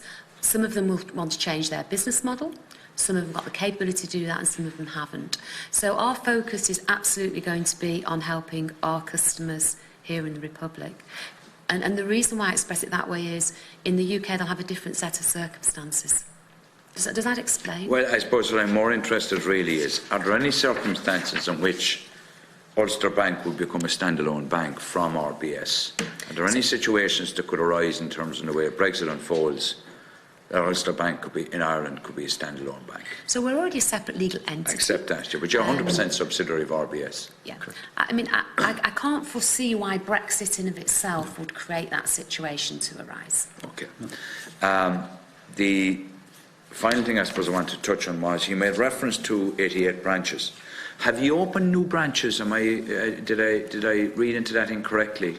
So we haven't opened new branches as in the form of a traditional branch that people would think about. What we have done is opened what we would call a customer-facing, customers seem to like the word pod, but a physical presence where a customer can come in and talk to us in a private environment. So they're very small, they're portable, and we're trying them at the moment in different places. Kind of mobile vans? No, quite different to a mobile van. Pop-up bank? Yeah, more like a pop-up bank, but it's a permanent fixture that we can transport to different places. And we're trying it in different places to see where customers like it most. And we've done it actually in the last couple of weeks in Mahon Point in Cork. Yeah. Haven't come to Limerick yet. We'll get to Limerick as well, Senator, for sure. But we've... We're prime spot, yeah. Yeah. But we, as Jane said, we're testing those in different locations. We are also running different events outside of the branches, like helping first-time buyer events. We've ran them in various different parts of the country, actually in most parts of the country, and we're seeing really, really good customer engagement in it, Senator. And the other thing we're doing with the branches is we're trialling those, but by the end of this year, we're starting in a couple of locations in Dublin. We're testing what new branch designs might look like. Yes. Because we think the branch designs in the future will be different to what they have been in the past, and we were speaking about that with the Senator earlier. But we're testing, I would describe it as we're certainly not closing any branches and thinking about how do we broaden our footprint in different ways, if that makes sense. And then I suppose just on the Brexit, a final thing, I noted there that you're getting the Strategic Bank Corporation of Ireland. We allocated a level. How did the Brexit loans actually work, and what has been the take-up of the Brexit-backed loans for customers? So look, I can't give the detail on precisely how it works. I'm more interested in the take-up. Yeah, I think the take-up actually has been low. Very low. Yeah. And we were discussing this actually because that's quite it could be quite concerning. It's the question I wanted to know. Yeah, it could be quite concerning. And I mean, I've been meeting customers throughout the country, and many have got different challenges. At the larger end, they're in a unique position where they can afford to, in some examples, set up an additional plant in the UK and mitigate the risk. And then at the very small end, they will be impacted by Brexit as and when and if something happens that impacts the economy in Ireland and impacts their ability to do business locally, as a consequence of, the economy. And then you've got the middle group of customers, and it's quite a range, but the biggest thing that I hear isn't about Brexit per se, it's about a lack of labour. And it could be skilled labour and unskilled labour. And you hear it whether you're in the middle of Dublin, when you're in Monaghan and Cavan. It doesn't matter where you are. That is one of the main things that's stopping customers either invest in their business or expand their business, and worries them more than Brexit. So when you then look at the Brexit scheme, you do have a concern that says how prepared are people? So we've held roadshows, we've also written to customers, and there are some obvious things that people, if around as long as I have, you can remember customs and excise, and how painful that process is, and making sure people have got guarantees in place. And when we look at indicators about preparedness, we're looking at things like that, because if somebody's moving goods and they've not got a guarantee in place, then perhaps they don't understand that they're going to need that for goods to move, and then we need an overdraft. So, and the question I suppose I'm asking is, have you looked at the Brexit loan scheme that's actually, we'll say, because you're effectively a conduit to get the scheme out. Are there aspects of the scheme that you would like to see changed, that are not working? Is it tied into taking on extra staff? Is there a reason why the take-up is so low? So we're being told, there are serious concerns around Brexit, around being Brexit ready.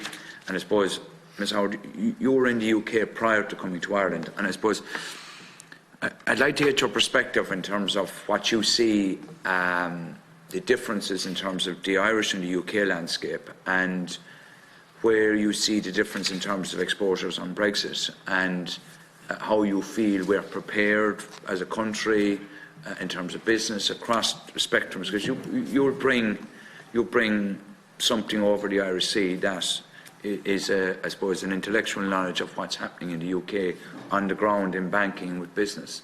So there's two aspects. The loan scheme as structured, that's the problem, and your perspective on that, because you're looking at it, and just maybe a macro view on where you see Ireland vis-à-vis the UK, the landscape, the Brexit implications, financial implications, banking implications, just your overall perspective as the head of one of the four main banks in Ireland. Okay, so first of all, in terms of the scheme, I haven't heard from any customer any expression that it's a problem or difficult. But let me take that away, and we'll just follow up on that to see, are we just not hearing it because we've not been asking the right questions or listening well enough? So we'll take that away.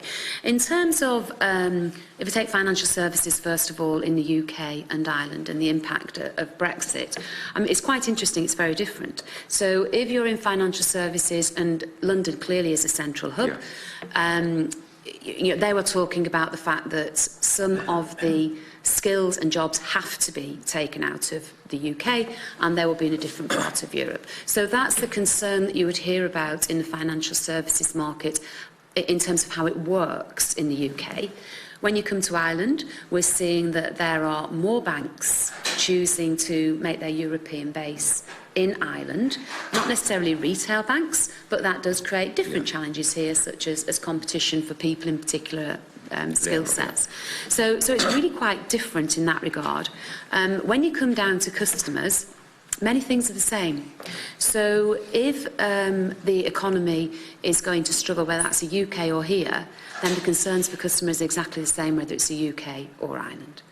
And then when you come to preparedness, it's interesting. So the UK have many schemes, and RBS has a scheme directed specifically at supporting customers through Brexit, and that isn't being drawn down either. So it's interesting that we've got that same similarity, that even though governments, banks, people are making help available, whether that's money or indeed expertise and support, it isn't being taken up, whether that is Ireland or whether that's the UK. Thank you. Thanks, Senator. Ms Howard, in your opening remarks, you referred to your your background in banking, which is quite impressive. Can I ask you, when you took up your position here, what was the difference? What would have been the key differences between what you found when you were working in the UK as when you experienced the banking sector through Ulster Bank here in Ireland? Yeah. Oops, sorry. I mean, the first thing I'd say is, it's an absolute privilege to be the CEO of Ulster Bank. And when I think about the differences, if I start off with customers, it's interesting actually that there isn't much difference. If you think about customers and what they want and what they tell us they want, it falls under the 5 broad things. They either want to be able to borrow money from us, they want to save with us, they want to invest with a bank, they want to be able to protect the things that are precious to them, and they want us to help them make sure their banking is done well, and that includes education. And those 5 things are no different here as they are in Ireland. So in terms of customers... And what about the culture? And in terms of customers, it's not different. I'll come to culture in just a moment, because that clearly is a big topic. In terms of what is different, though, the dynamics are different in the Irish market to the UK market. So if you look at the competition, there's a lot more competition in the UK market than you typically find here in the retail bank or the commercial bank. So there are differences there. In terms of culture, as I said, it's a privilege to be here, and we've got more than 3,500 colleagues in Ulster Bank, and every day they come into work to do a great job for our customers. And the reality is that we have processes that just get in their way of getting it right for customers, and equally we need to change so that we get it right for customers every time. So the issue of consistency, which is key to culture, is absolutely crucial. But in terms of people wanting to do the right thing for customers in banking here, that isn't that much different to the UK. Would you like me to talk a little bit about culture now? I'd like you to tell me the difference between the culture that you found here and the culture that you left behind in the UK. Okay, and that's not about, the question is about the comparison at senior level. So you can tell me that the dynamics are different here, the process often get in the way of good staff, and it wasn't the staff that caused the tracker mortgage issue, it was something else. Yeah. So if it was a process that caused it, or was it the culture from board level that caused it? What has caused the complete distrust by the public in the banking sector? So, I mean, I think if I talk about Ireland specifically then I'll come to the UK and articulate the differences. So the Irish banks did come out bottom of the Edelman Trust barometer that was done in terms of the least trusted by consumers. And the Banking Culture Board survey also made very sorry reading in terms of trust, and that is lower than the UK, where they also did a banking culture survey. So the results here are lower in terms of consumers trusting banks. And even though Ulster Bank scored well relatively to the others, it's not where we want to be, and we absolutely recognise that we've got a lot to do to win back the trust of the customers here in Ireland. And one of the things that's been in the UK for a while is they call it the senior management regime, but the accountability regime that's being introduced here. And what that did is, at a senior level, it made people's accountabilities and responsibilities very clear. And that will be introduced here. I think the current plans are that it'll be introduced here probably early Q1 next year at the executive level. And it will also extend into board members, which it doesn't do in the UK actually. So we will go further here in Ireland in terms of in the UK. But, when I think about culture, it is everything. It is everything that we're doing, all the way from strategy, all the way down to how we serve a customer. It's the way I behave, it's the way the executive team behaves, it's what we do and it's what we don't do. And all of that will impact the culture of Ulster Bank. And if we lead and put the customers first in our strategy, in our decision making, in making sure we've got best services for them, then that is how we'll be seen and trusted by the Irish public and the Irish customers. And they will decide on whether we do that well or whether we don't do it well. You're in the wrong room. Sorry? You're in the wrong room. You should be in that chamber there. Okay, that's a political response that you gave. I ask you to go back on it again. Yeah. What is the difference that you found between the culture here that led us into the crash, that led us into the tracker mortgage issue, and what happened, or where you came from in the UK? Because it's clear that the customer was robbed by the banks. You're just giving back their money, not just your bank, but other banks. So you're just giving back their money to them. And a lot of banks make a big song and dance about that. That's if it was a good news story. It isn't. You're just returning the money that was stolen from them. And the people don't have trust in the banks. And they're waiting for a banker that will give a straight answer to a question. So did you find a rotten culture here that you could describe by comparison to the UK? Or is it just the same in the UK? I haven't found a rotten culture here. As I said, you know, we've got more than 3,500 people, and they are trying their best to help our customers to get financially fitter. And I think it would be wrong for me to sit here and say that, you know, it is very, very different. I think the UK may be further ahead, but they had the PPI issue, and they had it earlier than we had the tracker issue here. So I think they have moved and worked on their culture and focused on customers earlier than we've done here. But they did have the same cultural issues. It just happened to be a different product, is the way I would think about it. But our commitment, and my commitment, is that we are going to take culture very, very seriously. And we are doing. And that work started before I arrived. And it comes to focusing on your customers, listening to them, and acting on what they are telling us. Okay, we'll leave that because we'll explore it maybe at another meeting. In relation to you've got qualifications in leading cultural change and ethical behaviours, and you've been involved, and now you're on the Irish Banking Culture Board. How do you find that board? Yeah, so the board, we've only met once, and we haven't met formally yet as a board. But I'm very much looking forward to being part of that. And Justice Hedigan has built a board that's got significant diversity around it. So we should be very confident that it should be able to do some good in working with the banks. Just to clarify a point you made, I haven't yet got qualifications. I'm actually doing the diploma. It's work in progress. Yeah, it's work in progress. Yeah, so tell me about the diversity in the Banking Culture Board. It's mainly bankers. No. In the majority, isn't it? No, so what Justice Hedigan has done, he's got, and we heard the name Kassane mentioned earlier, he's got people who are representing the public, I'm a CEO on the representing as a bank representative. He's got bankers at different levels from the other banks and also doing very different roles. And then he's got other members of society. So he's actually built a very diverse board, people who represent the customers who work in industry.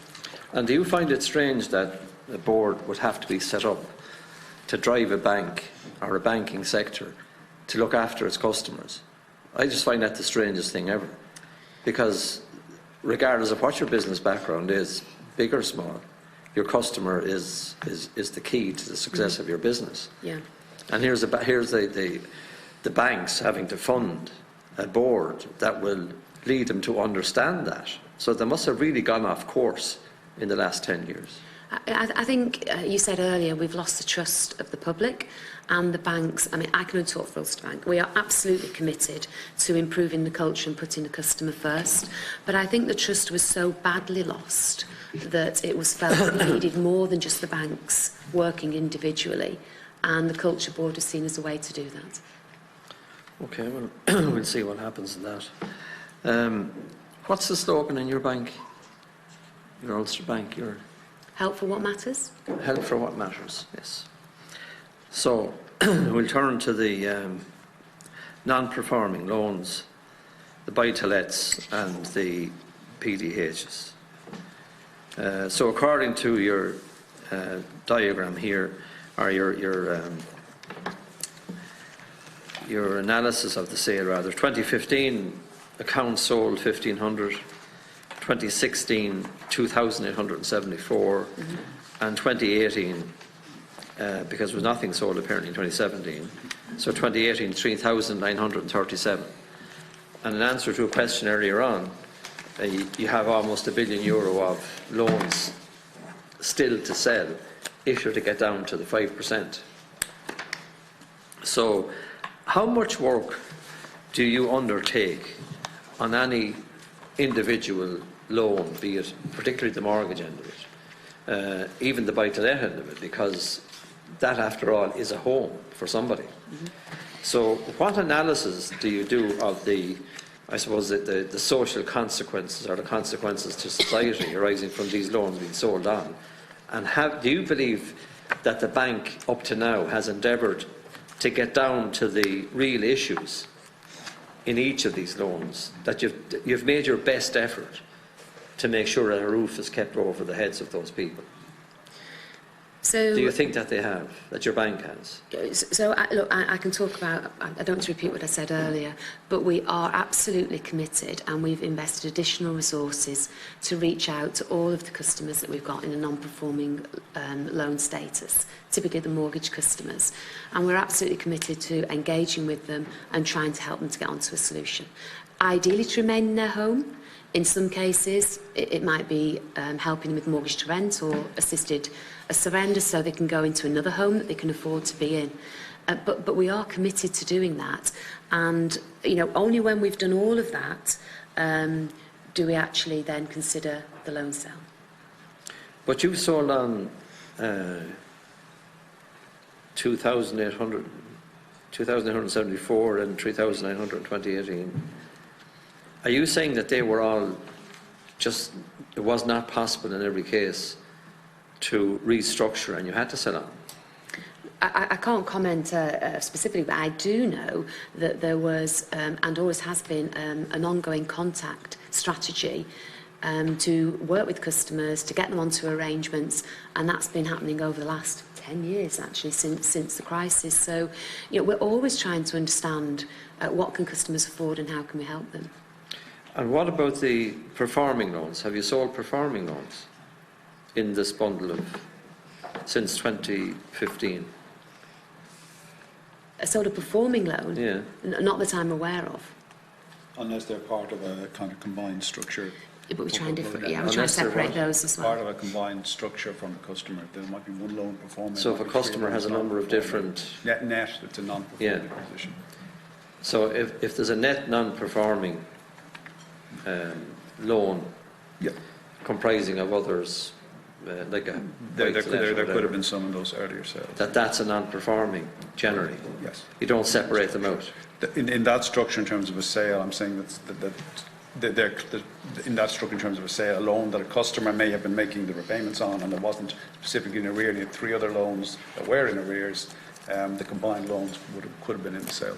And what about separating out the bad loans and selling those and allowing the customer then some form of chance to continue with the performing elements of his loan?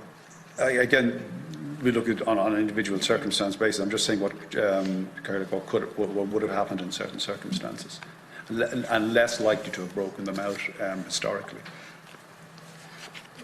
But to answer the question, do you go to the extent of separating out the bad loans, if that's possible? to sell them on and allow the Historically, customer. not to any extensive extent, no. So you've just sold them on. The package of the loans of the customer. And would you not try to, unravel that package? But ultimately, the net is that there is a non-performing loan position there. Yeah, but if you separate out the performing elements of that and allow the bank, or the customer rather, to work with the bank on those, and then for the other parts of that to sell them on. And the buyer in that instance would probably have would have an interest in having the whole relationship. Right, so you're packaging the loans in a non-performing, overall non-performing loan to suit the vulture funds. And the vast bulk of the loans have been entirely non-performing. I'm saying that there are instances where there would have been some in packages. Yeah, but you're packaging them for the vultures. Ultimately, the customer is still in a net position, is in arrears in terms of his liability overall to the institution, to the bank, irrespective of one loan being performing. No, I understand that, but these are exceptional circumstances where you're about to sell loans, some of which are performing, and I'm just asking that in that instance, why not structure in such a way that you allow the customer the chance of continuing on into performing elements of his loan? Well, that's not, to be clear, that's not what we're doing. Most of these we're talking about That's not what you're doing. buy-to-let categories. At this point, well, I know there are buy-to-let categories, but at the same time, there are families involved here. And that's what I'm thinking of.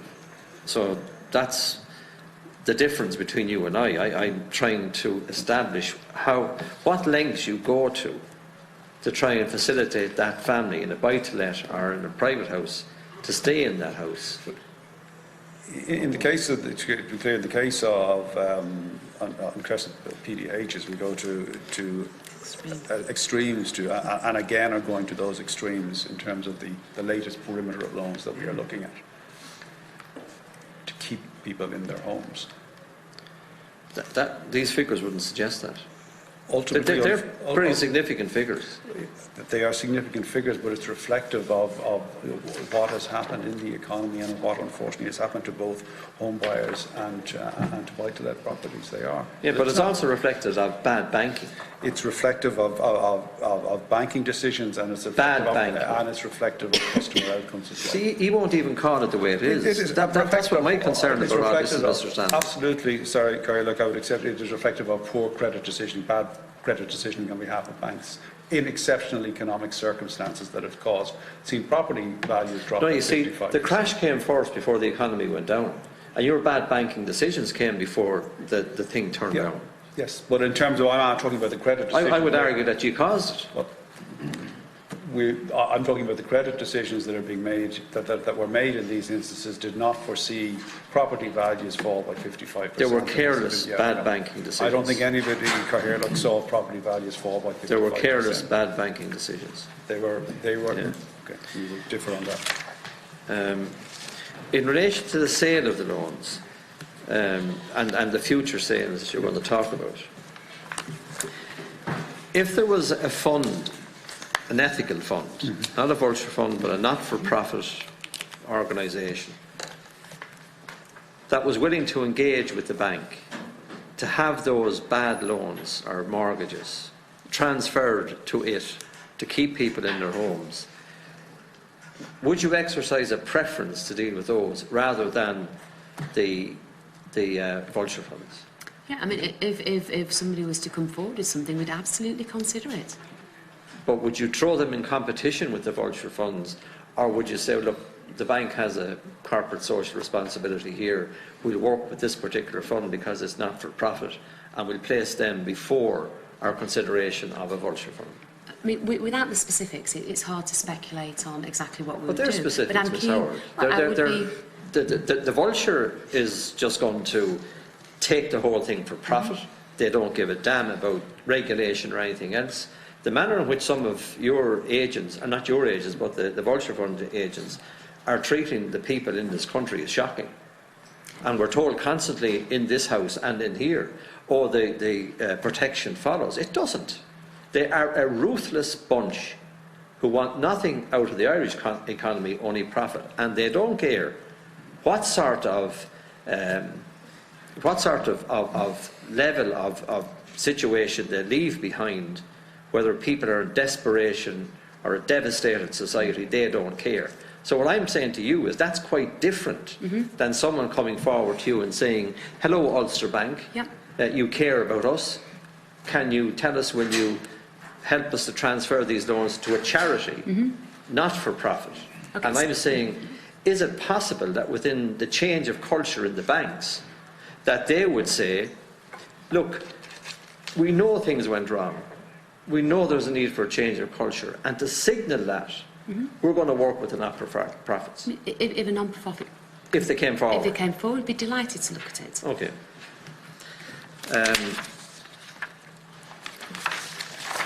Just want to touch on some of the other issues that were raised in terms of the trackers and that. You say you've come to the end of that, and you're dealing with it. You're confident that that part of the history of the bank is almost over now, in terms of the solutions for customers and the payment of redress and that. Yeah, I mean, I did apologise personally, and I'll do that again to the customers for whom we've caused distress. Ulster Bank did a very thorough process to make sure they did include all customers. And as I said earlier, we believe we've got everybody who should be in scope, and we don't anticipate any further groups coming to light. Okay. And what are the prospects for your bank? Do you see it coming back into, putting all this behind you and competing in the market and offering, you say, various other, products and services? Yeah. So if you look at what the team have delivered last year, it was a modest profit, but there was some good underlying trends there. What was the profit last year? 15 million euros. We saw, as Kieran articulated earlier, we've helped more customers buy a home. We're saving them money when they switch to us, and we're keen to do more of that when we've got the best rates, and we are keen to work to make sure the switching process from one bank to another is easier than it is at the moment. Equally, on the business side, we are finding that there are customers who want to borrow and are expanding, and we're keen to help them as well, and we're demonstrating growth, and we've got good momentum into this year. And then we're continuing to invest in digital, because there is no doubt that we have some customers in Ireland and they only want to do their banking digitally, and we need to be able to offer a solution that's as good as a Revolut or somebody else. But we don't think that's enough. And we believe that it's right to offer a bank that's both digital and physical, and that's in line with our strategy. So we've got a good sound strategy, and we're delivering against it. And finally, in relation to the European Central Bank and Europe itself in terms of banking, you obviously keep a close eye on what goes on over there in terms of banking regulation. Do you see new regulation coming in layered over the Irish regulation? Do you see any difference in approach from the European Central Bank or the policymakers there to do things differently, to impose new regulations from Europe? Have you seen that being developed, or is there... Yeah, so I mean, we have seen some regulation coming out. I mean, one of the things would be, because obviously they do with the prudential side, one of them would be the need for keeping more capital for non-performing loans, and also, as we discussed earlier, the non-performing, the averages and the desire to get banks to below 5%, because that's seen as high. And we will continue to see new regulation coming out, undoubtedly, particularly as you get new developments. And it could come out on the conduct side, and that would be the central bank, or it could come out from Europe. But as technologies develop, as we see things like artificial intelligence being used and robotics, there will need to be new regulation to make sure that consumers are protected. Okay. Is it... Are there restructured loans being sold, or we'll say when you restructure a loan, that's not being sold then, is it? So if we restructure a loan for a customer, yes, and we get them onto a sustainable solution, which means they can cover their debt, no, we keep that, absolutely. It remains as a non-performing loan status for up to 2 years. But we retain that. That's exactly what we're trying to do, is to help customers to restructure where we can and get them onto remain in their home and with the debt they can afford to pay. Okay, and just in relation to the ATM machines, we'll say all of those that have been stolen, who pays the piper, we'll say, or who's at the loss when an ATM machine is stolen? Is it the bank that has the ATM machine, or if there's an ATM machine stolen from a supermarket, who owns that? Or like there's money in there, like any bank, the ATM provides a facility to all the banks, like, so is it a joint thing that pays up, or is it the individual bank? So you're on this insurance. Well, in the instance where it's stolen from the bank or effectively it's a cost the bank has to cover, and therefore it's a criminal offence and there's an investigation in place. Where it's within a retail outlet, it depends on what you'll see in certain retail outlets. They're branded to certain banks. So I think in those certain circumstances there'll be a sharing of the cost potentially. I have to check that, Senator. And then there'll be non-banks as well that are in the ATM market. But look, what I can say is if it happened to a bank, and we've seen this happening, as we talked about earlier in recent weeks, then the bank ultimately are going to be liable to the cost and have to manage the risks around that. And that was one of the reasons we discussed earlier on for having to cover some of the costs associated with banking generally, but specifically with ATMs. I mean, there are some insurances in place, but clearly, the more this happens, the less that's going to happen. Yeah. Thank you all very much for your attendance. Meeting is now adjourned until the 21st of May at 1:30.